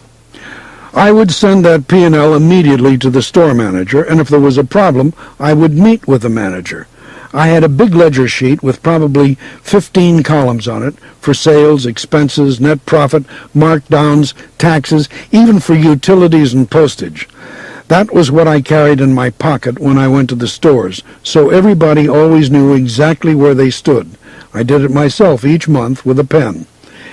The closest thing we had to an operations manager then was Don Whitaker, the guy I hired to be our first Wal-Mart store manager. Don became our first regional manager. He had barely finished high school, if that, and he had terrible grammar. He had one eye. He would look at you here, and his glass eye would shoot somewhere else. But Don was one of the finest people I have ever known in my life. He was a hard-working, practical, smart guy, and when he wanted something done, it got done. I single him out here because Don Whitaker was very, very important in the early development of the company, establishing the philosophy of let's be out front, let's do it right, let's get it done now, and get on with it. Claude Harris, an early Wal-Mart manager and one of the company's first buyers, says, Sam is very sharp at reading people, and he didn't make any mistakes hiring people back then, if I do say so myself. Really, back early on, with a store taking in only $8,000 to $12,000 a year net, it would have taken only one or two dishonest managers to sink the whole company. Sam would meet you in your store and invite you down to look at his stores. Then he and Helen would have you out to the house and serve ice cream, and they'd always ask if you and your family went to church. Sam, I think, wasn't just looking for store managers. He was selecting people he thought he could go forward with. We found Claude Harris running a Woolworth store over in Memphis and probably making $10,000, $12,000 a year. I hauled up in front of his soda fountain one day and started talking to him. I found out he had saved money on that salary of his, and I usually felt that if a fella could manage his personal business, he would probably be successful managing one of our stores. We placed Claude in our variety store on the east side of the square in Fayetteville so that he had to compete against our other store on the west side of the square. That was a real test because nobody was more competitive than Charlie Baum, who supervised that other store. Claude Harris recalls, my store wasn't making much money, and we were starting to get competition from Gibson's, which also had a little store on the square down there. It was obvious that this discounting thing was working and that they were pulling everybody in with their health and beauty aids, HBA we call it. I thought, well, why don't I try that? I changed the whole store around and got McKesson Robbins down in price and put in a bunch of over-the-counter drugs. It was the first discount department in our company, the health and beauty aids department on the east side of the square there. But I nearly lost my best friend over that one. Charlie Baum nearly had a heart attack. He thought I was trying to undercut him. You got to understand that Charlie is one of the most competitive people who ever lived. He'll fight you tooth and toenail at bridge or anything. I was just trying to see where it might lead us. Anyway, Sam knew all about it, and he said, go ahead and try it. He would always try things like that. He was always open to suggestions, and that's one reason he's been such a success. I guess the thing those early managers and I all had the most in common was that we loved merchandising. Don't get me wrong, our early merchandising wasn't all that good. We didn't necessarily have the best assortment of merchandise, and it wasn't necessarily displayed seductively. Remember, we didn't have any real distribution system yet, and we bought where we could. But we all loved to find unusual items, and the store managers had a lot of freedom to try different things. I suspect I, personally, have emphasized item merchandising and the importance of promoting individual items to a greater degree than any other retail management person in this country. It has been an absolute passion of mine. It's what I enjoy doing as much as anything in the business. What I love personally is to pick an item, maybe the most basic merchandise, and then dramatize it and sell huge quantities of it, when everybody knows that without promotion we would have sold very little. I think this obsession of mine with merchandising has set our company apart from the very beginning and really made us difficult to compete with. And man, in the early days of Wal-Mart, it really got wild sometimes. Phil Green, a Wal-Mart manager from early on, remembers, me and Sam used to have a big time picking items. We'd go buy a Dallas newspaper and a Little Rock newspaper and a Fort Smith newspaper, and he'd say, well, now, Phil, let's make us up some kind of an ad for this weekend. So we'd look around the store and find a big display of socks or a big display of panties or a wastebasket or a broom or a big old stack of motor oil. We'd pick out, say, 20 items, and then we'd sit down on the floor with a pair of scissors and go through those newspapers until we found some store that had run oil, and we'd just cut out the oil can and paste it on there and write Pennzoil 30W and stick our price on it. We'd do the same thing for the socks, the panties, the wastebasket, and it worked because our prices were real hot. A little later on, Phil ran what became one of the most famous item promotions in our history. We set him down to open store 124 in Hot Springs, Arkansas, the first store we ever opened in a town that already had a Kmart. Phil got there and decided Kmart had been getting away with some pretty high prices in the absence of any competition. So he worked up a detergent promotion that turned into the world's largest display ever of Tide. He worked out a deal to get about $1 off a case if he would buy some absolutely ridiculous amount of it, something like 3,500 cases. Then he ran it as an ad promotion for something like $1.99 a box, off from the usual $3.97. When I saw how much Phil had bought, I really thought he'd completely gone over the dam. This was an unbelievable amount of soap. It made a pyramid of detergent boxes all the way to the ceiling, and it was 75 feet or 100 feet long, and took up the whole action alley in the back of the store so you could hardly get past it. Phil Green remembers, Mr. Sam usually let me do whatever I wanted on these promotions, but on this one he came down and said, why did you buy so much? You can't sell all of this. The thing was so big, though, that it made the news. Everybody came to look at it, and it was gone in a week. I had another one that scared them in Bentonville, too. I bought 200 Murray 8-horsepower riding mowers at $175 apiece. When they came in, we lined them up in front of the store, 25 in a row, 8 rows deep. We priced them at $199, which was less than half of what we'd sold them for previously, and we sold every one of them.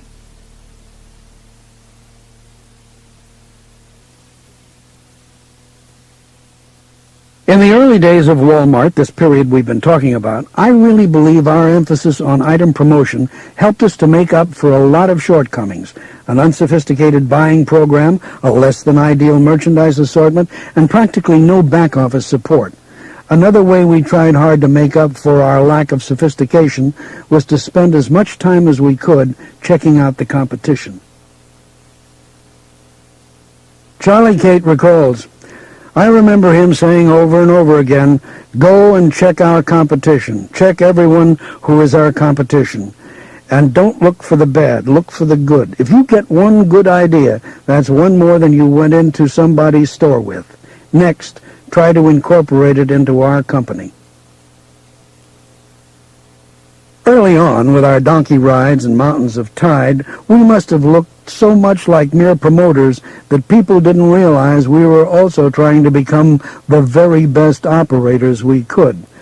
Now, there's no question I have the personality of a promoter. In fact, I have occasionally heard myself compared to P.T. Barnum because of the way I love to get out in front of a crowd and talk up an idea, a store, a product, whatever I happen to be focused on. But underneath that personality, I have always had the soul of an operator, somebody who wants to make things work well, then better, then the best they possibly can. When folks saw me walking around scribbling notes on my coffee-stained yellow legal pad or hauling cartons into the stores from my station wagon, maybe they didn't take me that seriously. Maybe they mistook us for fly-by-night types. You know, in the discount business today but out selling cars or swampland tomorrow. I think that misunderstanding worked to our advantage for a long time and enabled Wal-Mart to fly under everybody's radar until we were too far along to catch. Truth be told, discounting did attract mostly promoters in the beginning, people who had been in the distribution center business or in real estate, guys who weren't really even aspiring merchants, but who saw a huge opportunity and came jumping in with all 4 feet. They would take a carbon copy of some store in Connecticut or Boston, hire some buyers, hire some supervisors who were supposed to know something about the business, and start opening up stores. A lot of those early guys lived pretty high, too. They flew around in jets, they vacationed on yachts, and they could afford to in the late 50s and through the 60s because this discounting thing was working so well. Customers flocked to the stores, and these guys swam in cash. Most of them could still be around today if they'd just done some basic things to serve their customers. But they expanded fast without building the organizations and the supports that you need, like distribution centers. They didn't even get out into their stores to see what was going on. They didn't mind their store. They didn't always have folks in their stores with good attitudes. Then Kmart got its machine in gear and just began to do it better and better. I remember going into their stores. I'll bet I've been in more Kmarts than anybody, and I would really be green with envy. So many of their stores were so superior to ours back then that sometimes I felt like we really couldn't compete. Not that we stopped trying. Target came along and did a fine job, too, taking the whole idea a little more upscale. The competition was getting difficult, and that's when all those guys who were failing to meet their customers' needs and who didn't build strong organizations, all those promoters, started to fall apart and fall out. Actually, during this whole period, Wal-Mart was too small for the big boys to notice, and few of the promoters were even in our area, so we weren't competitors. That helped me get access to a lot of information about how they were doing things. I probably visited more headquarters offices of more discounters than anybody else ever. I would just show up and say, "Hi, I'm Sam Walton from Bentonville, Arkansas. We've got a few stores out there, and I'd like to visit with Mr. So-and-so, whoever the head of the company was, about his business." As often as not, they'd let me in, and I'd ask lots of questions about pricing and distribution, whatever. I learned a lot that way, and I felt we were definitely headed in the right direction. Still, as we developed, we began to feel a little out of control. In the late 60s, we had about 5 or 6 Wal-Marts and 14 or 15 Ben Franklin stores, which is a pretty good-sized company to be running with 3 ladies and myself in the office, Don Whitaker, and a manager in each store. I made up my mind that we had to get somebody with some real management experience, and that's when I began courting Ferald Arend, who was a district manager for the J.J. Newberry chain. Ferald Arend, Wal-Mart's first vice president for operations and later the company's first president, remembers. In mid-1966, Wal-Mart No. 5 was under construction in Conway, Arkansas, and Sam flew me down to see it. It was in a terrible neighborhood, with a cotton mill on one side and a stockyard on the other. I wasn't impressed, and I told Sam I wasn't interested in the job he was trying to get me to take. Later on, after that Conway Wal-Mart opened up, though, Sam called me and told me what the sales were. I thought, my gosh, that store did as much in one day as some of our bigger stores took a month to do. Bringing Ferald Arend in was an important step in getting our company organized. Another important step was my enrolling in an IBM school for retailers up in Schenectady, New York, and meeting Abe Marks, who was president of the Discounters Trade Association. Abe showed me how he used computers to control merchandise in his stores. Abe Marks, the head of Hartsfield Zodi's, remembers.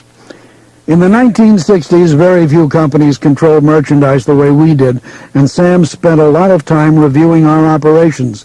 Sam has just been a master of taking the best out of everything and adapting it to his own needs. What we helped Sam with was really logistics. Sam knew he was already in what the trade calls an absentee ownership situation, or in other words, putting stores out where you as management aren't. In a situation like that, You've got to have timely information. How much merchandise is in the stores, what's selling, what's not, what is to be marked down and what replaced. All this helps you control what we call inventory turnover, the ratio of sales to inventory. That's key. The more you turn your inventory, the less capital is required. Anyway, Sam's a genius. He realized, even at the rudimentary level he was on in 1966, that he couldn't expand unless he had the ability to capture this information on paper and control his operations, wherever they might be. He became really the best utilizer of information to control absentee ownerships that there's ever been, which gave him the ability to open as many stores as he opens and run them as well as he runs them and to be as profitable as he makes them. I went up to that school in Schenectady because I wanted to find out about merchandise control, but I also went because, knowing I'd never be any whiz-bang computer guy myself, I was looking to hire a good, bright systems person. One such bright person I met and stayed in touch with was Ron Mayer, the young chief financial officer at Duckwall Stores, who came to work at Wal-Mart as vice president for finance and distribution. Today, I consider Ron's years from 68 to 76 to have been our most important period of development. We had a good thing going before Ron got there, but Ron and some of the people he brought on board invented our first systems for staying in close touch with the stores and knowing what was going on in them. Ron also began to build a distribution system. He was the main force that moved us away from the old drop shipment method, where a store orders directly from the manufacturer and has the merchandise delivered directly by common carrier. Ron pushed us instead toward merchandise assembly, whereby we could order centrally for all the stores, then assemble the orders at our Bentonville distribution center. He also pushed us toward cross-docking, whereby pre-assembled orders for individual stores would come in one side of our warehouse and leave out the other. After Ron came on board, we were really well positioned for serious growth. We had a retail concept we believed in, the core of a professional management team, and the foundation of systems which would support growth. In 1969, we had 14 Ben Franklins and 18 Wal-Marts, and we were raring to see how much farther we could go. Bud and I, very quietly, began to think about taking the company public. I had never been really comfortable with debt. Not when I borrowed that $1,800 to buy the ice cream machine, not later. But I had gotten pretty good at accumulating it. For a while, I would just go down to the local bank and borrow whatever I could to build a store or buy something we needed to grow. That practice had gotten me in debt to practically every bank in Arkansas and southern Missouri. I always paid the loans off, but sometimes I would have to borrow from one bank to pay another, and the debt weighed heavy on me. With the help of two investment banking firms, White Weld in New York and Stevens Incorporated in Little Rock, Wal-Mart became a public company, traded over the counter on October the 1st, 1970. The prospectus offered 300,000 shares at a price of $15, but it sold for $16.50. It was pretty well received, though not widely held. To start off, we had only about 800 shareholders. Wal-Mart's stock performance and the wealth it has created for those early shareholders and for hundreds of thousands of others is, of course, a story in itself. As recently as 15 years ago, the market value of the company was around $135 million. Today, it's over $50 billion. Pure and simple, that's where the Walton family net worth has been created, since initially we kept half the stock ourselves. Personally, I have never spent much time worrying about stock prices, though. What I have worried about has been any failure to take care of our customers, any failure of our managers to motivate our associates, and the struggle to keep the team concept and the family concept meaningful. In fact, we have had some tremendous fluctuations in our stock price. Sometimes it'll be way up because retailing is fashionable with the investment community. Sometimes it will go down because somebody writes a report saying our strategy is wrong. For example, when we bought Kuhn's Big K stores, which took us east of the Mississippi for the first time in a significant way, several reports said we were taking on more than we could handle, and we would never make it once we got to Atlanta or New Orleans or wherever and met some real competition. Whenever the big institutional investors read something like that and believe it, they unload 1 million shares or 500,000 shares. As companies get larger with a broader following of investors, the temptation becomes awfully great to get into a plane and go up to Detroit or Chicago or New York and speak to the bankers and the people who own your stock. I feel our time is better spent with our own people. Not that we don't go out of our way to keep Wall Street up to date. For the last several years, a group called the United Shareholder Association has, in fact, voted us the #1 company in the U.S. for providing shareholder information.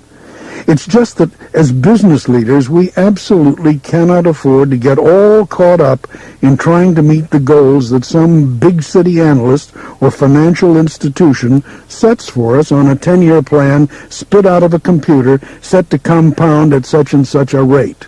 If we do that, we take our eye off the ball. What we have to do instead is demonstrate in our sales and our earnings every day, every week, that we're doing our job in a sound way. We have to follow the practices that made a first Boston analyst say simply, in one of my favorite reports ever, Wal-Mart is the finest managed company we have ever followed. We think it is quite likely the finest managed company in America, and we know of at least one investor who thinks it is the finest managed company in the world. We do not expect to find another Wal-Mart in our lifetime.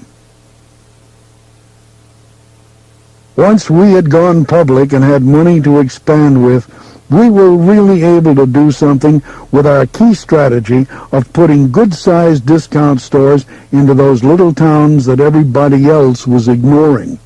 In those days, the early 70s, Kmart wasn't going into towns with a population below 50,000, and even Gibson's wouldn't go into towns much smaller than 10,000 or 12,000. We knew our formula was working even in towns smaller than 5,000 people, and there were plenty of such towns out there. When people want to simplify the Wal-Mart story, that's usually what they single out. Oh, they went into small towns when nobody else would. That supposedly was the secret of our success, and a lot of folks have written us off as country hicks who stumbled onto the idea by accident. Well, maybe it was an accident, but our strategy wouldn't have worked if we hadn't figured out a way to implement it. The plan we came up with called for saturating a market area by spreading out, then filling in. It was a rule that each of our stores had to be within a day's drive of a distribution center or warehouse. So what we would do is put in a distribution center, then go out as far as we could from it and put in a store. Then we would backfill. We saturated northwest Arkansas that way. We saturated Oklahoma. We saturated Missouri. Sometimes we would jump over an area, like when we opened store number 23 in Ruston, Louisiana, and we didn't have a thing in South Arkansas, which is between us and Ruston. Then we started backfilling South Arkansas. We didn't go into cities, but we built stores in rings around them, often pretty far out, and waited for the growth to come to us. That strategy worked for us around Tulsa, around Kansas City, and around Dallas. The saturation strategy had all sorts of benefits beyond control and distribution. For example, when you move from town to town the way we did in these mostly rural areas, word of mouth gets your message out to customers pretty quickly, so we never had to spend much money on advertising. When we had 75 stores in Arkansas, 75 in Missouri, 80 in Oklahoma, whatever, people knew who we were, and except the merchants who weren't discounting, people looked forward to our coming to their towns. For the most part, we repeated what worked and stamped stores out cookie-cutter style. The only decision we had to make was which of our 5 different standard-sized stores to put in any given market. But I had traveled so much looking at competitors in the variety store business that I had a pretty good feel for a community's potential. We hardly ever passed up any market because it was too small. We still more or less follow the spread and fill saturation strategy today. Today, I admit, we've moved into some cities outright. But our basic idea is still to get out in front of the growth and let population build around us. Same as in the beginning, we start around the cities, customers drive past our stores, they get to know us, and the amazing thing to me is how quickly it works. There's no question that we could not have done it all if I hadn't had my airplanes. Once we started really rolling the stores out, the airplane turned into a great tool for scouting real estate. We were probably 10 years ahead of most other retailers in scouting locations from the air, and we got a lot of great ones that way. From up in the air, we could check out traffic flows, see which ways cities and towns were growing, and even evaluate the competition, if there was any. I loved doing this myself, of course. I'd get down low, turn my plane up on its side, and fly right over a town. When we had our spot picked, we'd land, find out who owned it, and try to negotiate the deal right then. We had what we call a store opening plan, but basically what we would do is just call in all the assistant managers we had and have them go at it. We assembled fixtures, ordered merchandise, and planned advertising, not to mention hiring and training folks to run the stores. I remember how, for one opening, I didn't want to spend any money on motels, so we all camped out in sleeping bags on the floor of one of our guys' houses. His furniture hadn't even gotten there yet. Farrell Arend made a big difference in that early rollout of Wal-Marts because he was a very organized person in a way that I really wasn't. He was the kind of a guy who, if he had 10 things to do in a day, he would write them all down and then work to get them done. He would double back to see that people did what he told them to do. I never did that as a rule in those days. I just kept moving.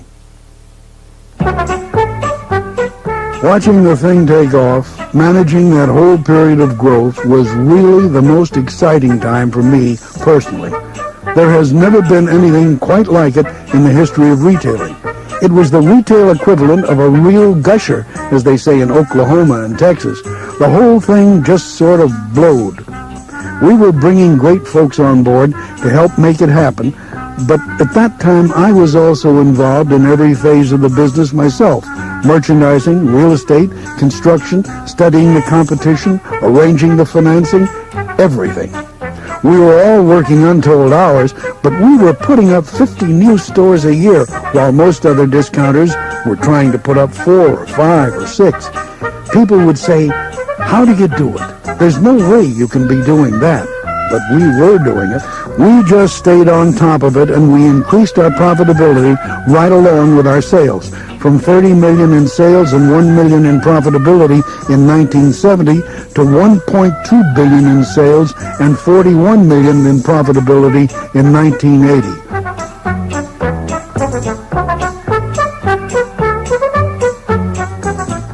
On paper, really, we had no right to do what we did.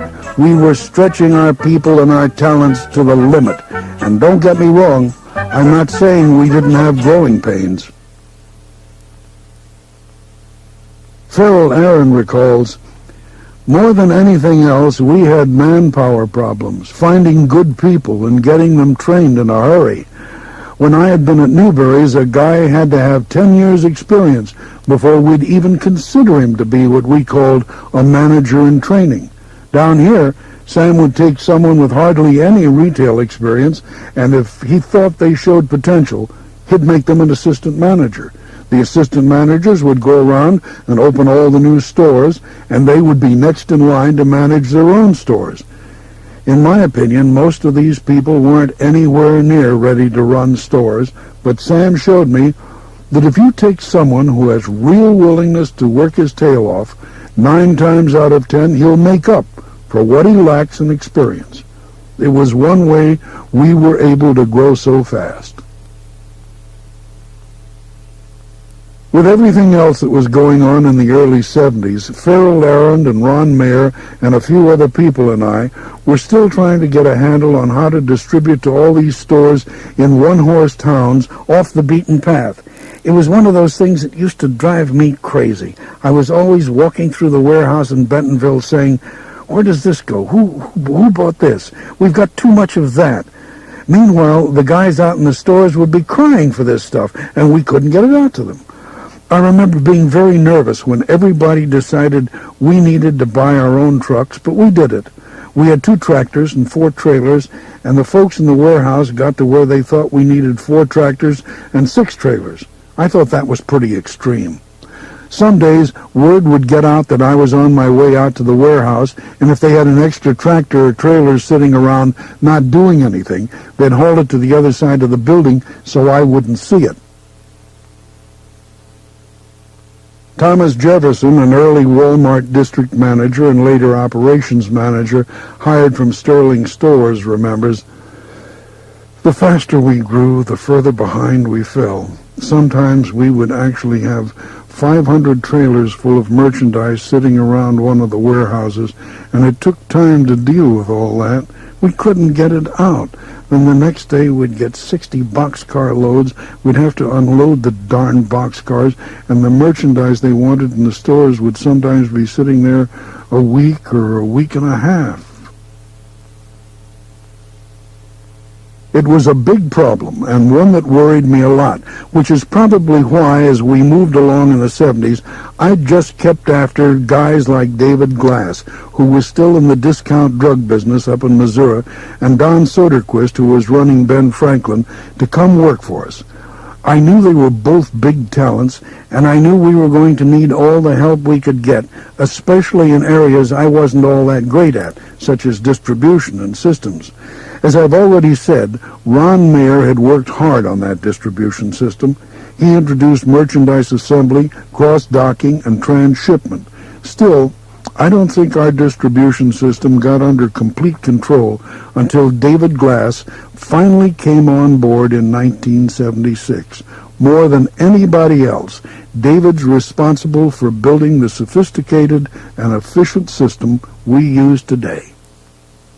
This may be jumping ahead of the story a little, but David had a vision for automated distribution centers, linked both to our stores and to our suppliers by computer, and he set about building such a system beginning in 1978 at Searcy, Arkansas.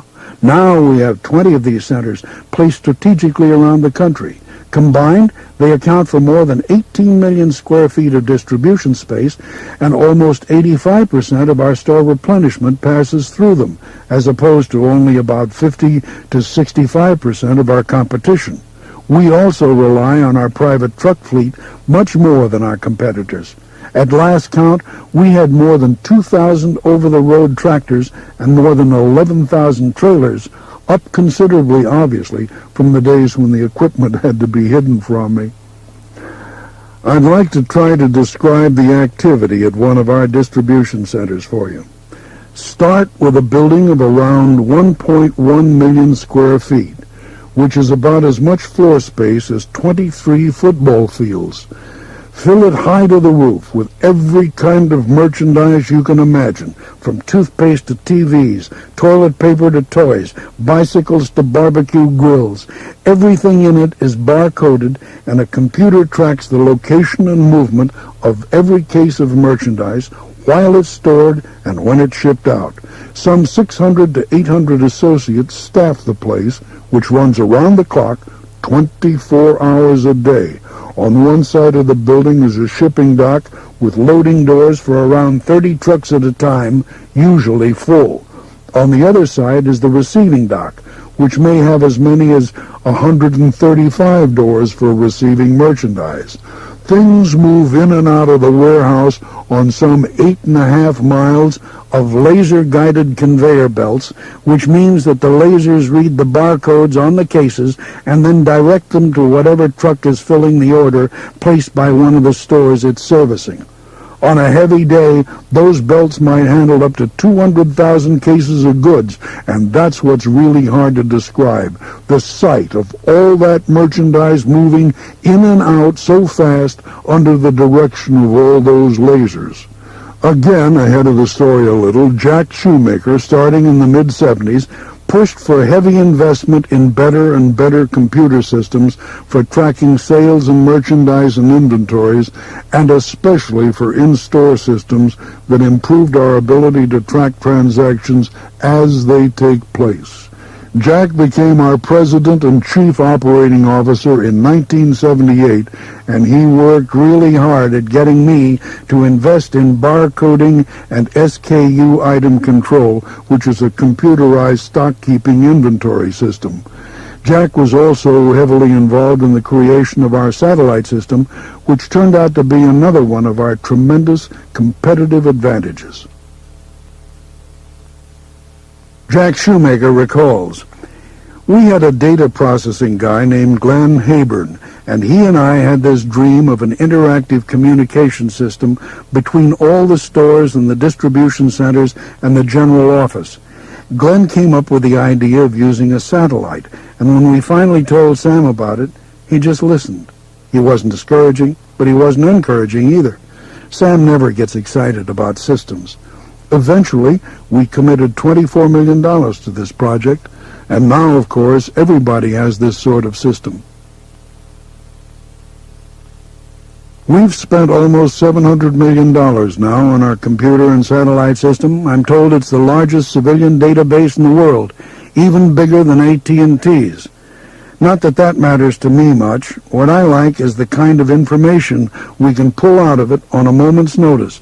For one thing, we keep a 65-week rolling history of every single item we stock, and that means I can pick, say, a little combination TV VCR and tell you exactly how many of them we've bought over the last year and a quarter and exactly how many of them we've sold. Not only overall, but in any or every region, every district, every store. We've always known, of course, that information means power, but the degree to which we can convert information to power through our computers is truly amazing. As I look back on the 1970s, the decade of our going public, one of the things that seems most astonishing to me is that our competitors didn't catch on quicker and try harder to stop us. Whenever we put a Wal-Mart store into a town, we would just roll over the variety stores. It didn't take them long to figure out that if they were going to stay in business, they were going to have to go into discounting themselves, and most of them eventually did. Kuhn's Big K became a discount chain, and then in 1981 we finally bought it. Sterling launched its Magic Mart discount chain. Duckwall converted. So why didn't one of the bigger fish simply buy us? My guess is that if we had simply laid low, gradually putting together our company without stirring up the competition, that's what would have happened. Eventually, I think, we would have been forced to sell out to some national chain that saw us as a quick way to expand into the heartland market. Maybe there would have been 100 or 150 Wal-Marts out there for a while, but today they would all have Kmart or Target signs on them, and I would have become a full-time bird hunter. Anyway, we'll never know what would have happened because we decided that instead of avoiding our big competitors, we would meet them head-on, and it was one of the smartest strategic decisions we ever made. There's no doubt in my mind that we became the fine retailer we are today, in large measure because of our big competitors. In fact, if our story doesn't prove anything else about the free market system, it proves beyond a doubt that spirited competition is good for everybody's business. There's no way we would be running anything nearly as good as our stores today if Kmart hadn't been around to make us do it, and I think they would admit that our presence has made them into a better retailer. One reason Sears has fallen so far is that it took them a long time to see that Wal-Mart and Kmart were their real competition. At first, we just butted heads occasionally with other regionals like Gibson's and Sterling's Magic Mart, but in 1972 we decided, what the heck, and went right after Kmart itself in Hot Springs, Arkansas. At the time, it was the largest town we'd ever gone into, but we saw Kmart sitting there all alone, really just having their way with it. Their prices and their margins were so high in that non-competitive market, they almost weren't discounting at all. Hot Springs is the town where Phil Green stirred up all the fuss with his world's largest Tide display and all sorts of other outrageous promotions. Just to put things in perspective, both Kmart and Wal-Mart had been out on the street for 10 years by this time, but Kmart was already relatively large, and Wal-Mart was still relatively small. So we were really talking about a case of the flea trying to attack the elephant. Kmart, though, had interested me ever since they put their first store out, and I had been itching to try our luck against them. Coincidentally, it was right around that time, 1973, I think, that Harry Cunningham chose to retire as CEO of Kmart, which he had founded while he was chairman of SS Kresge. It was probably a lucky coincidence for us because Harry was the guy who had made Kmart the model for all of us. At the time, I didn't know Harry, but I had a tremendous amount of respect for him as a merchant. Harry Cunningham says, "From the time anybody first noticed Sam, it was obvious that he had adopted almost all the original Kmart ideas. I always had great admiration for the way he implemented and later enlarged on those ideas. Much later on, when I was retired but still a Kmart board member, I tried to advise the company's management just what a serious threat I thought he was. But it wasn't until fairly recently that they took him seriously." The elephant didn't really respond right away, but I always believed it made them mad, us going in on them in Hot Springs. Maybe Harry's right. Maybe they didn't take us seriously at all. But just a few years later, we definitely got the message that Kmart thought Wal-Mart had gotten too big for its britches. By that time, we had about 150 stores in 9 states, and they had over 1,000. They were making noises that the upstart was beginning to be a nuisance, and that they were going to do something to slow us down and make us back off. All of a sudden, they took a direct shot at us in 4 of our better towns, Jefferson City and Poplar Bluff in Missouri, and Fayetteville and Rogers in Arkansas. Our view of it was that they planned to land right on top of us and put us out of business. But it was probably the best single external event in Wal-Mart's history. To us, it was like a war was on. We all got scared, and we all got excited. Thomas Jefferson, the Wal-Mart director of operations in the late 70s, recalls, "Kmart really took us on about 1977, and I remember what happened in North Little Rock in particular. Kmart got real aggressive there, and we fought back. We told our manager there, no matter what, don't let them undersell you at all, on anything. I remember he called me one Saturday night and said, 'You know, we have Crest toothpaste down to 6 cents a tube now.' And I said, 'Well, just keep it there and see what they do.' They didn't lower it any more than that, and we both just kept it there at 6 cents. Finally, they backed off and started raising their prices back up to where they had been. I always thought they learned something about us then, that we don't bend easily, because they never came at us with that degree of price cutting anywhere else."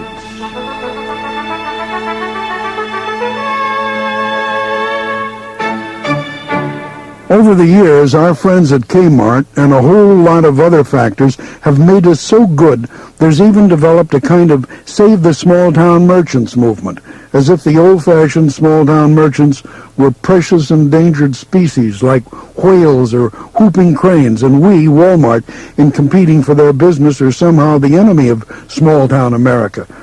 Of all the notions I've heard about Wal-Mart, none has ever baffled me more than this one, and nothing could be further from the truth. Wal-Mart really has been the savior of a lot of the small towns. Wal-Mart has actually saved quite a number of small towns from becoming practically extinct. We've saved the people who live in small towns literally billions of dollars, and we've created hundreds of thousands of jobs in small towns. Now, I don't have any trouble understanding why some merchant who's having a hard time competing with us wouldn't be too happy about our being there. That's easy to figure. What I haven't been able to figure at all is these other people who've decided we've somehow thrown the small town into decline. My guess is that a lot of these critics are folks who grew up in small towns and then deserted them for the big cities. Now they come home for a visit, and it makes them sad that the old town square isn't exactly like it was when they left it a couple of decades earlier. It's almost like they want their hometown to be stuck in time, an old-fashioned place filled with old-fashioned people doing business the old-fashioned way. Somehow, small-town populations weren't supposed to move out into their own suburbs, and they weren't supposed to go out to the intersections of highways and build malls with lots of free parking and a broad selection of merchandise, low prices, and evening business hours. Without Wal-Mart, the change might have come along a little later, and in my opinion, it might not be as much a part of small-town culture as we are today.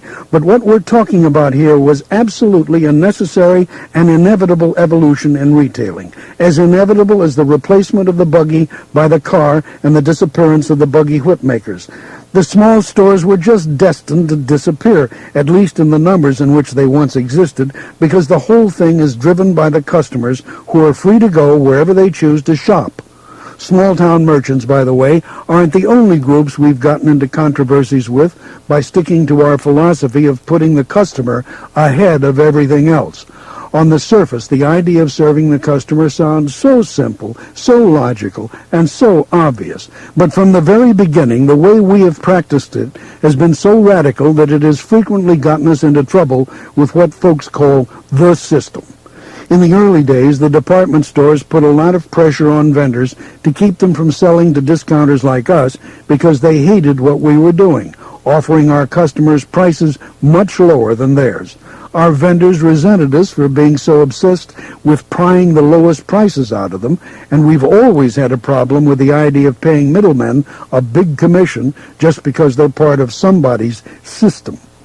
From the days when I was hauling that little trailer over into Tennessee to buy panties and shirts and avoid paying Butler Brothers markup, our philosophy on this has always been simple and crystal clear.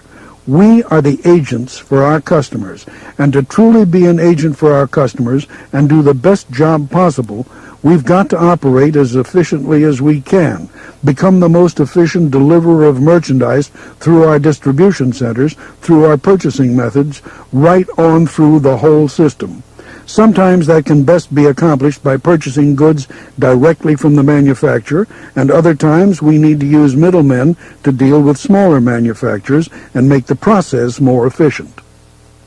What we believe in strongly is our right to make that decision based on whatever it takes to best serve our customers. Claude Harris, one of Wal-Mart's first buyers, says, "I always tell our other buyers, you're not negotiating for Wal-Mart. You're negotiating for your customer. Your customer deserves the best price you can get. Don't ever feel sorry for a vendor. He knows what he can sell for, and we want his bottom price." And that's what we did and still do. We would tell the vendors, don't leave in any room for a kickback because we don't do that here. And we don't want your advertising program or your delivery program. Our truck will pick up at your warehouse. Now, what is your best price? And if they told me it was $1, I would say, fine, I'll consider it, but I'm going to go to your competitor, and if he says 90 cents, he's going to get the business. So make sure $1 is your best price.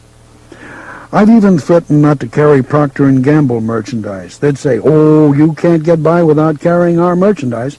And I'd say, you watch me put it on a side counter, and I'll put Colgate on the end cap at a penny less, and you just watch me. Well, now we have a real good relationship with Procter & Gamble. It's a model that everybody talks about. But let me tell you, one reason for that is that they learned to respect us. They learned they couldn't bulldoze us like everybody else, and that when we said we were representing the customer, we were dead serious. In those days, of course, we desperately needed Procter & Gamble's product, whereas they could have gotten along just fine without us. Today, I'm told we are their largest customer, but it really wasn't until 1987 that we began to turn a basically adversary relationship into one that we like to think is the wave of the future, a win-win partnership between two big companies, both trying to serve the same customer. Believe it or not, as big as we had become by then, Wal-Mart had never been called on by a corporate officer of P&G. Then one day, my close friend and longtime tennis buddy here in Bentonville, George Billingsley, called me up and asked me to join him on a canoe trip down the Spring River. He said he had this old friend, Lou Pritchett, who was a vice president with P&G, who wanted to meet me and talk about some things relating to our two companies. So I went along, and it turned out to be the most rewarding float trip I ever took.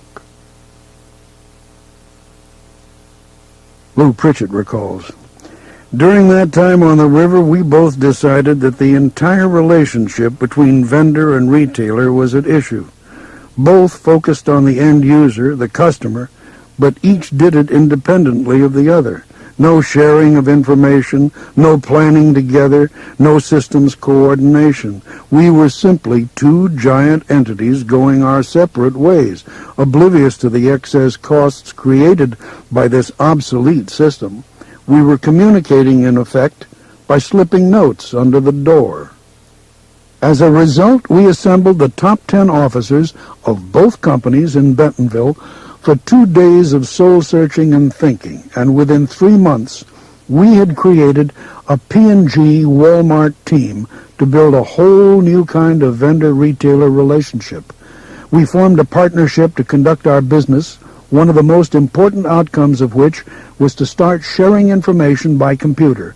P&G could monitor Wal-Mart's sales and inventory data and then use that information to make its own production and shipping plans with a great deal more efficiency.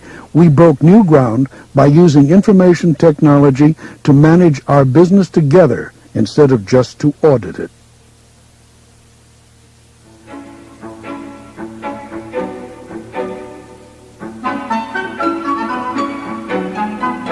Competitive merchandising, distribution, and other technologies, market saturation, real estate strategy.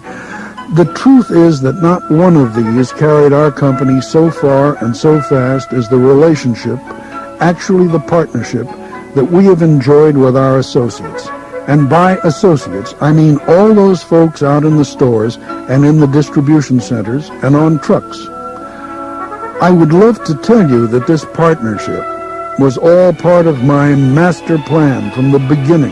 You know, that as a young man, I had a vision of a great retailing company in which all the employees were awarded a stake, that I saw them participating in a lot of the decisions that would determine the profitability of the company. I would love to tell you that from the very beginning, we always treated our employees better than anyone else treated theirs, and paid them better than anyone else, and considered them our equals. I would love to tell you all that. Unfortunately, none of it would be true.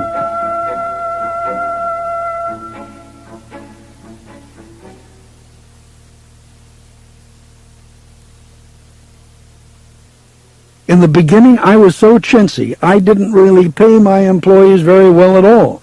The managers were fine. From the time we started branching out, we always had a partnership with the store managers.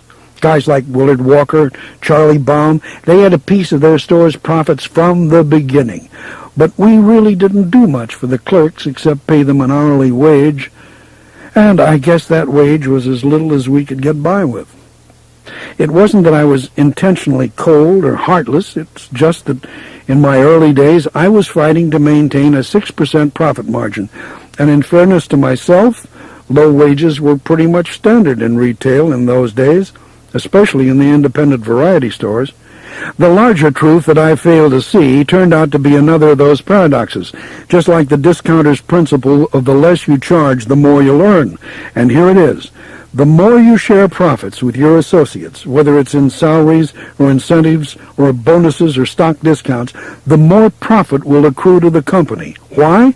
Because the way management treats the associates is exactly the way the associates will then treat the customers. And if the associates treat the customers well, the customers will come back over and over and over, and that is where the real profit in this business lies, not in trying to drag strangers into your stores for one-time purchases based on splashy sales or expensive advertising. Satisfied, loyal, repeat customers are at the heart of Wal-Mart's spectacular profit margins, and those customers are loyal to us because our associates treat them better than anybody else does. In the Wal-Mart scheme of things, the most important contact ever made is between the associate in the store and the customer. Well, I didn't catch on to that idea for quite a while. In fact, The biggest single regret in my whole business career is that we didn't include our associates in the initial managers-only profit-sharing plan when we took the company public in 1970. But there was nobody around preaching that philosophy in those days, and I guess I was just too worried about my own debt and in too big a hurry to get somewhere fast.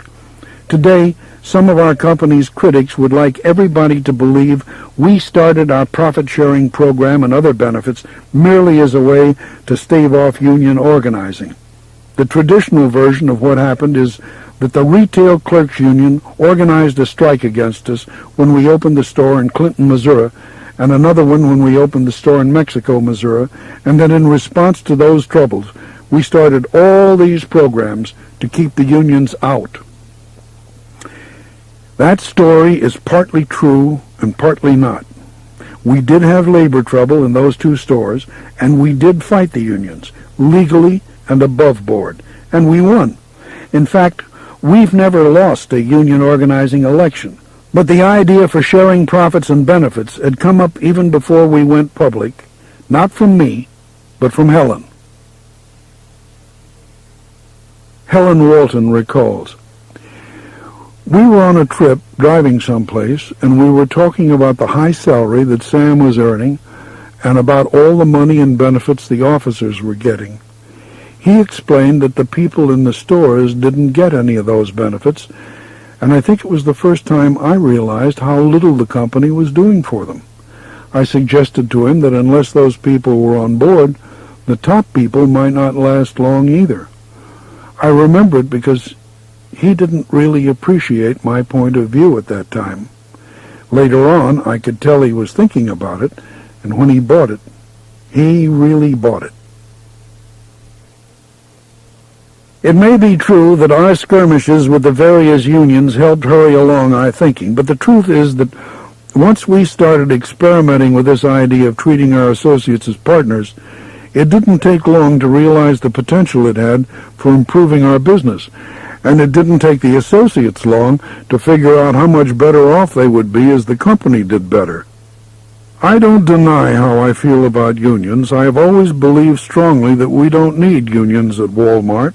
Theoretically, I understand the argument that unions try to make, that the associates need someone to represent them, and so on.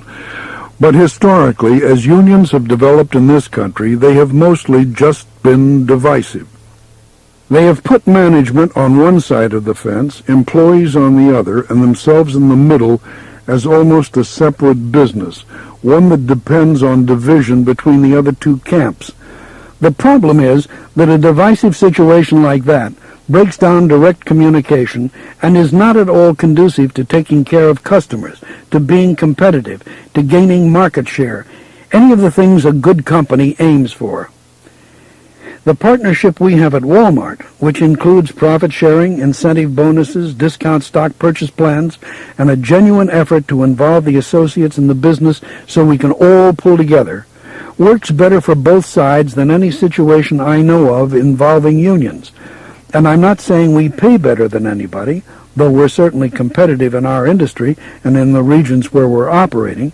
We have to be if we want to attract and keep good people. But over the long haul, our associates build value for themselves, financially and otherwise, by believing in the company and keeping it headed in the right direction. Let me say this, too. Any time we have ever had real trouble or the serious possibility of a union coming into the company, it has been because management has failed to listen to our associates or because we have mistreated our associates. I think any time the employees at a company say they need a union, it's because management has done a lousy job of managing and working with their people. Usually it's directly traceable to what's going on at the line supervisor level, something stupid that some supervisor does or something good he or she doesn't do. That was our problem at Clinton and at Mexico. Our managers did some dumb things. They didn't listen. They weren't as open with their folks as they should have been. They didn't communicate with them. They didn't share with them. We fought those situations using pretty traditional methods. We hired a good labor lawyer, John Tate, who's won a lot of organizing battles over the years and who has since come with our company. His advice helped me to become even more determined to change the relationship between management and the associates at Wal-Mart. Basically, it was the same thing I've been talking about. Take care of your people, treat them well, involve them, and you won't spend all your time and money hiring labor lawyers to fight the unions. John helped us launch a program called We Care, designed to let the associates know that when they had problems, we wanted them to come to us and give us a chance to solve them. Our message became, sure, we are a non-union company, but we are stronger because of it. And because you are our partners, we have an open door, and we listen to you, and together we can work our problems out. We took our first and biggest step in relation to the associates in 1972, when we started a real profit-sharing plan. Every associate who has been with us at least a year and who works at least 1,000 hours a year is eligible. Profit sharing today has around $1.8 billion in it, equity in the company belonging to our associate partners. Let's face it, pretty much all aspects of Wal-Mart culture are different. For starters, there aren't very many companies out there gathering several hundred of their executives, managers, and associates at 7:30 every Saturday morning to talk about business. Even fewer would begin such a meeting by having their chairman call the hogs. But that's one of my favorite ways to wake everybody up, by doing the University of Arkansas's Razorback cheer. You probably have to be there to appreciate the full effect, but it goes like this. Whoo, pig, suey! Whoo, pig, suey! Whoo, pig, suey! Razorbacks! Whenever I visit a store, I also try to find a moment to lead the associates in our own Wal-Mart cheer. Give me a W, give me an A, give me an L, give me a squiggly. Here everybody sort of does the twist. Give me an M, give me an A, give me an R, give me a T. What's that spell? Wal-Mart. What's that spell? Wal-Mart. Who's number one? The customer. Now, I know most companies don't have cheers, and most board chairmen probably wouldn't admit to being good cheerleaders. But then most companies don't have a safety director like Mike Possum Johnson, who entertained us one Saturday morning by taking on challengers in a no-holds-barred persimmon seed spitting contest with one of our company lawyers as the target. Most companies don't have a gospel group called the Singing Truck Drivers, or a management singing group called Jimmy Walker and the Accountants. Here's the thing. Nobody in any business works harder than we do at Wal-Mart. But because we work so hard, we like to have a good time. And we work better because we have a good time. We build spirit, and we build excitement. We break down barriers, which helps us to communicate better with one another. And we make our people feel part of a family in which none of us are too important or too puffed up to lead a cheer or be the butt of a joke or the target of persimmon seeds. Of course, we don't pretend to have invented the idea of a corporate culture, and we've been aware of a lot of the others that have come before us.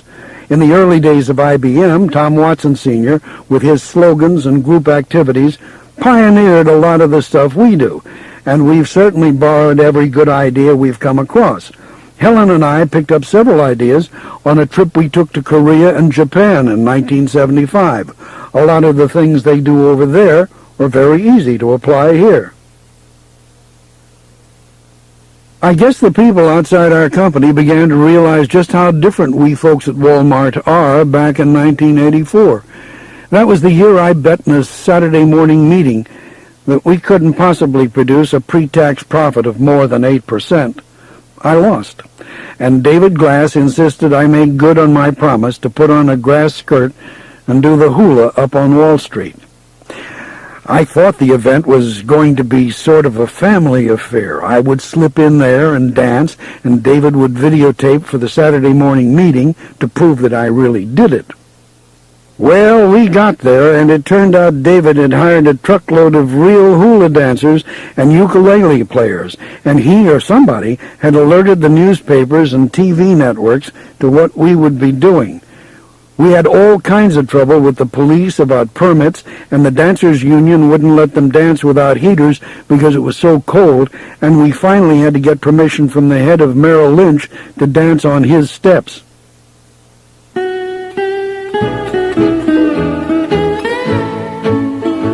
Eventually, though, I slipped on the grass skirt and the Hawaiian shirt and did what I think was a pretty fair hula. It was too good a picture to pass up, I guess, this crazy chairman of the board from Arkansas in this silly costume, and it ran everywhere. It was one of the few times one of these stunts really embarrassed me.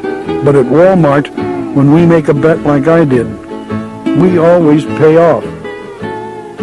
We know that our antics, our company cheers, or our songs, or my hula, can sometimes be pretty corny or hokey. We couldn't care less. Some of this culture just grew naturally out of our small-town beginnings. Our love of parades with marching bands, drill teams, and floats. Most of us grew up with that stuff, and we found that it can be even more fun when you're an adult and you spend most of your time working. In our early days, we tried to create literally a carnival atmosphere in our stores. We were only in small towns then, and often there wasn't a whole lot else to do for entertainment than going to the Wal-Mart. We'd have these huge sidewalk sales, and we'd have bands and little circuses in our parking lots to get folks to those sales. We'd have plate drops, where we'd write the names of prizes on paper plates and sail them off the roofs of the stores. We'd have Moonlight Madness sales, which usually would begin after normal closing hours and maybe last through the evening, with some new bargain or promotion being announced every few minutes. We'd play shopping cart bingo, where each shopping cart has a number, and if your number is called, you get a discount on whatever you have in the cart. At store openings, we'd stand on the service counters and give away boxes of candy to the customers who had traveled the farthest to get there. As long as it was fun, we'd try it. Then there's the World Championship Moon Pie Eating Contest. This started back in 1985 when John Love, an assistant manager in Oneonta, Alabama, accidentally ordered 4 or 5 times more moon pies than he meant to and found himself up to his eyeballs in the things. Desperate, John came up with the idea of a moon pie eating championship as a way to move them out before they went bad on him. Who would have thought something like that would catch on? Now, though, the event is held every fall. It draws spectators from several states and has been written up in newspapers and covered by television literally all over the world. Corny? How could you get any cornier than that? But when folks do this sort of silly stuff, it's really impossible to measure just how good it is for their morale. To know that you're supposed to have a good time, that there's no place for stuffed shirts, or at least that they always get their comeuppance, that's reassuring. Like the Arkansas Razorback cheer at our Saturday morning meetings. Without a little entertainment and a sense of the unpredictable, how in the world could we ever have gotten hundreds of people to get up every Saturday morning and actually come in with smiles on their faces? If they thought that all they could expect in that meeting was somebody droning on about numbers, could we have kept the meeting alive? No way. No matter how strongly I felt about the need for that meeting, the folks would have revolted. As it is, the Saturday morning meeting is at the very heart of the Wal-Mart culture. Now, don't get me wrong. We don't get up early on Saturday morning just to have fun. That meeting is about business. Its purpose is to let everyone know what everyone else in the company is up to. If we can, we find heroes out there in the stores, and we bring them in and talk about them to the whole meeting. Everybody likes praise, and we look for every chance we can to heap it on somebody. But I don't like to go to the meeting and hear about just the good things that are happening. I like to hear what our weaknesses are, where we aren't doing as well as we should, and why. I like to see a problem come up and then hear suggestions from the floor as to how it can be corrected. If we decide we're doing something wrong and the solution is obvious, we can order changes right then and carry them out over the weekend while most everybody else in the retail business is off. The Saturday morning meeting is where we discuss and debate much of our philosophy and our management strategy. It is the focal point of all our communications efforts. It's where the wave is started that transmits the corporate culture out across the company in ripples. It's probably not the most exciting part of the meeting, but sometimes I like to read from management articles. We'll talk about competitors specifically, but also in general. For example, we'll spend 10 minutes maybe talking about how Wal-Mart can compete successfully with all the good specialty retailers coming on the scene. The meeting is the forum in which we often first bring up goals that might appear unreasonable, or decide to try things that seem unattainable. That, in fact, is how I ended up dancing the hula on Wall Street, and, as embarrassing as it was to have to do that, believe me, a profit of more than 8% made it well worth the trouble. A strong corporate culture with its own unique personality, on top of the profit-sharing partnership we've created, gives us a pretty sharp competitive edge. But a culture like ours can create some problems, too. The main one, when folks like ours buy into a way of doing things, is resistance to change. And that's why I've made it my personal mission to ensure that change, even constant change, is actually a part of our culture. I've forced change, sometimes for change's sake alone, at every turn in our company's development, to the extent that one of the greatest strengths now is our ability to drop everything and turn on a dime. Let me give you an example. Obviously, if we were going to grow the way we have in areas such as technology, finance, marketing, legal, we had to bring in college-educated folks. But our old variety store managers didn't want me hiring those people. They had the idea that college graduates wouldn't get down and scrub floors and wash windows. The first ones we did hire, the culture tried to reject them. All this required some basic changes in the way we think about ourselves, about who's a good Wal-Mart hire for tomorrow, and about what we can do for the folks already on board. That's one reason Helen and I started the Walton Institute down at the College of the Ozarks in Fort Smith. It's a place where our managers can go and get exposure to some of the educational opportunities they may not have had earlier on. Also, we as a company need to do whatever we can to encourage and help our associates earn their college degrees. It opens up their career opportunities, and it benefits us. I'll give you another example. Traditionally, we've had this attitude that if you wanted to be a manager at Wal-Mart, you basically had to be willing to move at a moment's notice. You'd get a call saying you were going to open a new store 500 miles away, and you didn't ask questions. You just packed and went, and you worried about selling your house and moving your family later. Maybe that was necessary back in the old days, I don't know, but I do know that it's not appropriate now.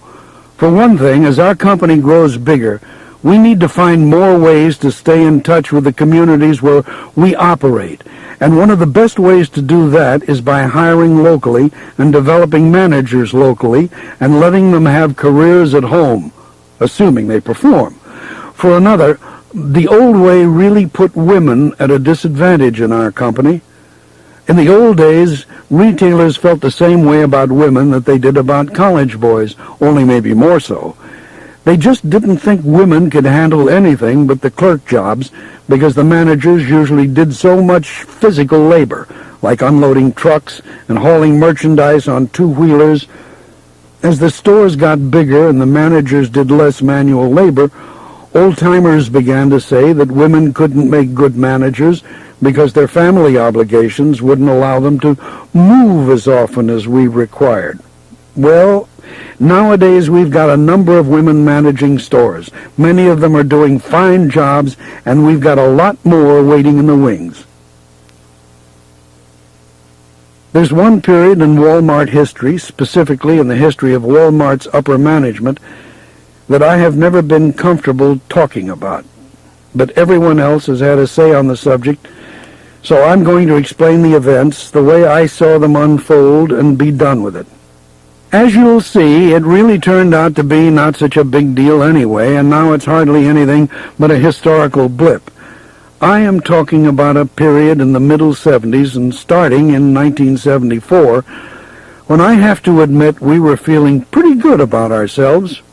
By anybody's standards, we had built a heck of a discount chain. At that point, even Wall Street had bought into our strategy, and whatever reservations they had about me, they seemed to think pretty highly of Ron Mayer and the rest of the management team. The stock had split twice, and we were now listed on the New York Stock Exchange, with the result that at age 56, my net worth was far greater than I had ever imagined it could be. Our kids were out of college and starting up their own lives. I really didn't see how I could have reasonably expected much more out of life. I don't recall ever actually making the decision to stop and smell the roses, but I was beginning to back off a little from the business, play more tennis, and hunt quail for longer at a stretch. I was also increasingly leaning on Ron Mayer and Farrell Arend, who at that time were each responsible for running roughly half the company. It's hard to explain my situation very precisely because the truth is, from the beginning you would have had a heck of a time putting my job description down on paper or explaining my management style in terms they would understand at a business school. Somebody asked me once if I was a hands-on manager or an arm's-length type. I think really I'm more of a manager by walking and flying around, and in the process I stick my fingers into everything I can to see how it's coming along. If you ask me, am I an organized person, I would have to say flat out, no.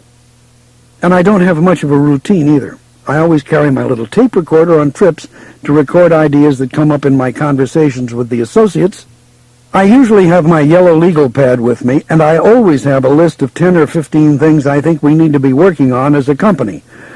But as you can guess, my style has always been to lay off a lot of the day-to-day operating responsibilities on other folks, to pick good people and give them maximum responsibility. Anyway, things were looking really good for Wal-Mart around 1974, and I was beginning to step back a little. I'm not saying I ever really took my eye off the ball, but during that period I may well have had something in my eye and blinked. I was still chairman and CEO. Farrell Arend, who had been with us from the early days, was executive vice president for merchandising, and Ron Mayer, who was only 40 years old, was executive vice president for finance and distribution. As I look back on that period, I realize I had really set the company up to split into two operating halves, competing fiercely with one another. But in today's hindsight, what I was about to do next seems totally out of character for me, and it only compounded the problem tenfold. Farrell had made tremendous contributions to the company. He and I had worked together forever, but because of all the technology and sophisticated systems we were going to be needing, I really felt that Ron was the essential one. Ron had also made it pretty well known that his goal, which I respected, was to run a company, and he told me one day that if he couldn't run our company, he wanted to get out and run another one. I thought about that for a few days, and I really worried that we were going to lose Ron, and then I thought, well, I'm getting pretty old, and Ron and I could probably work together. I'll let him be chairman and CEO. I'll sit back a little and, of course, continue to visit stores. That's what we did. I became chairman of the executive committee. Ron became chairman and CEO of the company. Farrell became president. I moved out of my office down at the end of what they jokingly called executive row and let Ron have it. I moved into his office. I made up my mind to stay out of his way and let him run the company, telling myself that I would just check to see how he was getting along. Since I had really been letting other people run the company day to day anyway, I thought things would run real well this way. Well, I was no more ready to retire in 1974 at the age of 56 than the Arkansas sun is ready to start rising out of Oklahoma in the morning. I probably did take off a little more at that time, but I don't remember doing it very much, and I'm sure to Ron Mayer it must have seemed like I never took off at all. The truth is, I failed at retirement worse than at just about anything else I've ever tried. Actually, I knew it was a mistake almost right after I resigned the chairmanship. I tried to stay out of Ron's way. The problem was that I just kept doing exactly the same things I'd always done, and it must have been quite frustrating for Ron, as I think it would have been for any 40-year-old guy wanting to run his own company. Equally bad, the house was dividing against itself. A lot of the younger guys in finance and distribution were lining up on Ron's side, while the older bunch who ran the stores were turning to Farrell. I kept hoping things would work out, but the longer the atmosphere wasn't right, the more I intruded. I started giving Ron more direction, getting into areas that I really shouldn't have gotten into. I should say this. Wal-Mart showed real good numbers during this whole period. It was never a question of mismanagement. What we had was a semi-retired founder who really didn't want to go away, an ambitious young manager with ideas of his own, and frankly, a pretty major clash of management styles. I've said before, publicly, that the whole thing was 90% my fault for even trying the venture. But it's also true that I didn't think Ron was handling some things very well. In particular, I worried about his people skills, and I felt like the whole clique thing was hurting management at the store end, our most unusual strength. I really did agonize over how I was going to straighten out this mess I had created. There have been very few times in my whole life when I've had things from work worry me enough to take them home with me, to lose sleep over them, so to speak, but this one did. I didn't want to disappoint Ron, I didn't want to lose him, but the company was headed in the wrong direction, and finally I called him in one Saturday, 20 months after I'd given up the chairman's job, and said simply, "Well, Ron, I thought I was ready to step out, but looking back on it, I see that really I wasn't. I've put you under a real handicap." I told Ron I wanted to come back in as chairman and CEO and have him assume another job, vice chairman and chief financial officer, I believe. My proposal wasn't agreeable to him, and I can certainly understand why. He wanted to run the company, and when he couldn't, he decided to leave us. After our talk, I put out a memo to the whole company announcing Ron's decision to leave. I took all the blame, saying it was all my fault for not holding up my end of the bargain. Then what they called the Exodus began. A whole bunch of senior managers who had been part of Ron's team, our financial officer, our data processing manager, the guy who was running our distribution centers, all walked out behind him. You can imagine how Wall Street felt about that. A lot of folks wrote us off immediately. They thought again, as they have thought through the years, that we just didn't have the strength to hold things together. They assumed that Ron Mayer and his folks were the reason we'd done well, and they ignored the basics we had in place, the principles, keeping our costs down, teaching our associates to take care of our customers, and frankly, just working our tails off. For the first time in a long time, things did not look so good. As I said, though, about losing that first lease in Newport, very few setbacks can't be turned into opportunities if you just dust yourself off and try. And as things turned out, this setback presented us with one of the great opportunities in our company's history. Ever since David Glass and I had met at that awful Wal-Mart opening in Harrison, Arkansas, I had been trying to somehow get him to come work for us. He was a big deal at this discount drug chain up in Springfield, and I was just convinced he was one of the great retail talents I had met. For some time I had been after Ron Mayer to hire David, and he wouldn't do it. So when Ron left, David was the first person I went to see, and I finally talked him into coming to Wal-Mart. I'm not saying that with David and Jack Shoemaker as executive vice presidents, David for finance and distribution, and Jack for operations and merchandise, we didn't still have some turf fighting between the two sides of the company. But man, we had as much retail talent and firepower together under one roof as any company could handle. Those two guys are completely different in personality, but they are both just whip smart, and with us up against it like we were, everybody had to head in the same direction.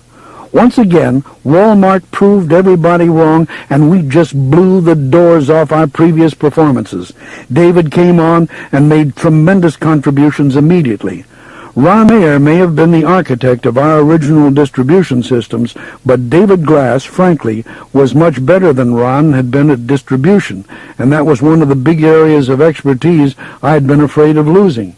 David also was much better at fine-tuning and honing our accounting systems, and he, along with Jack, was a great advocate for much of the high technology that keeps us working and growing today. David made us a stronger company internally almost immediately. Not only did he turn out to be a great chief financial officer, he proved to be a great talent with people as well, all of which led to him eventually becoming a great CEO for us. It turned out that this new team was even more talented, more suited for the job at hand than the previous one that Wall Street put so much store in as they walked out the door, and incidentally, Helen showed some of the old Robson shrewdness for investment instinct in the midst of all this. When the stock got down so low, she took some of her own money and bought up a bunch for herself and our grandchildren. By now, it's probably clear to you that I've devoted most of my life to Wal-Mart, starting it, growing it, refining the concept. I've had a really good life. It's been full and fun and challenging and rewarding beyond even my sometimes wild expectations. All that has begun to wind down for me, though. I'm really sick these days, and I guess when you get older and you're in the condition I'm in, you naturally turn just a little bit philosophical, especially late at night when you can't sleep, and your mind is turning everything over and over, trying to take stock of where you've been and what you've done. The truth is that if I hadn't gotten sick, I doubt I ever would have told this story or taken the time to try and sort it all out. Temperamentally, I'm much too biased towards action to undertake such a sedentary project. But since I did, I'm going to go all the way and try to share with you how I feel about some things that seem important to me. This will sound really strange to people who know me well, but lately I've wondered if I should feel bad about having been so wholly committed to Wal-Mart. Was it really worth all the time I spent away from my family? Should I have driven my partner so hard all these years? Am I leaving something behind that I can be really proud of? Or does it lack meaning now that I face the ultimate challenge? Here's how I look at it. My life has been a trade-off. If I wanted to reach the goals I set for myself, which were always very high, I had to get at it and stay at it every day. I had to think about it all the time. But again, in the larger sense, the life and death sense, did I make the right choices? Well, I've thought about this a lot, and if I had the choices to make all over again, I've decided they would be just about the same. The thing is, I am absolutely convinced that the only way we can improve one another's quality of life while we're here on this earth, which is something very real to those of us who grew up in the Depression, is through what we call free enterprise, when it's practiced correctly and morally. And I really believe there haven't been many companies that have done that as well as we have at Wal-Mart. It's not often that a company has done the things we've done in the way of improving the lives, the standard of living of our customers, for whom we've saved billions of dollars. The same goes for our associates with whom we've been able to share profits, and many of whom also have invested in our stock and ridden right along up with it over the years. Also, I think associates who believe in our ideals have gotten some real spiritual satisfaction, in the psychological, not the religious sense, out of their experience. They learn to stand up tall and look people in the eye and speak to them, and they feel better about themselves. And once they start gaining confidence, there's no reason why they can't just keep on improving themselves if they really want to. So I am just awfully proud of the whole deal, and I feel good about how I chose to expend my energies in this life. I know one thing for sure. We certainly changed retailing. I'll tell you this, those companies out there that aren't thinking about the customer and focusing on the customer's interests are just going to get lost in the shuffle if they haven't already. The greedy ones are just going to be left in the dust. Well, now it's time for me to forget about all that's past and think about what I want the legacy of Wal-Mart to be. I'd like to believe that as Wal-Mart continues to thrive and grow, it can really come to live up to what someone once called us, the lighthouse of the Ozarks. Only I hope we can spread the concept beyond our home region, because we're really a national company now. For Wal-Mart to maintain its position in the hearts of our customers, we have to study more ways we can give back to the communities we're in. I'm tremendously proud of a lot of the things we've done: scholarship programs and matching grants, the environment program, and the whole Buy American job creation incentive. But we're already studying ways we can go further to be involved, to give back to the communities which give us all our business. Really, to be more socially conscious all around. As just one example, our country desperately needs a revolution in education, and I hope Wal-Mart can be involved at some level. Again, if for no other than selfish reasons. Without a strong educational system, the very free enterprise system that makes a Wal-Mart or an IBM or a Procter & Gamble appear on the scene and strengthen our nation and its economy simply won't work. You may have trouble believing it, but every time we've tested the old saying, it has paid off for us in spades. The more you give, the more you get. Finally, a lot of folks ask me two related questions all the time. Could a Wal-Mart-type story still occur in this day and age? And if I were a young man or woman starting out today with the same sorts of talents and energies and aspirations that I had 50 years ago, what would I do? The answer to the first one is, of course it could happen again. Somewhere out there right now there's somebody, probably hundreds of thousands of somebodies really, with plenty good enough ideas to take it all the way. The only question really is, does that somebody, do those many somebodies, want it badly enough to do what it takes to get there? The answer lies in attitude, in the capacity to constantly study and question. The second question is a little tougher. I don't know exactly what I would do today, but I feel pretty sure I would be selling something, and I expect at the retail level, where I could relate directly to customers off the street. I think I'd study the retail field today and go into the business that offered the most promise for the least amount of money. Probably some kind of specialty retail, something to do with computers maybe, something like the Gap, even the Body Shop.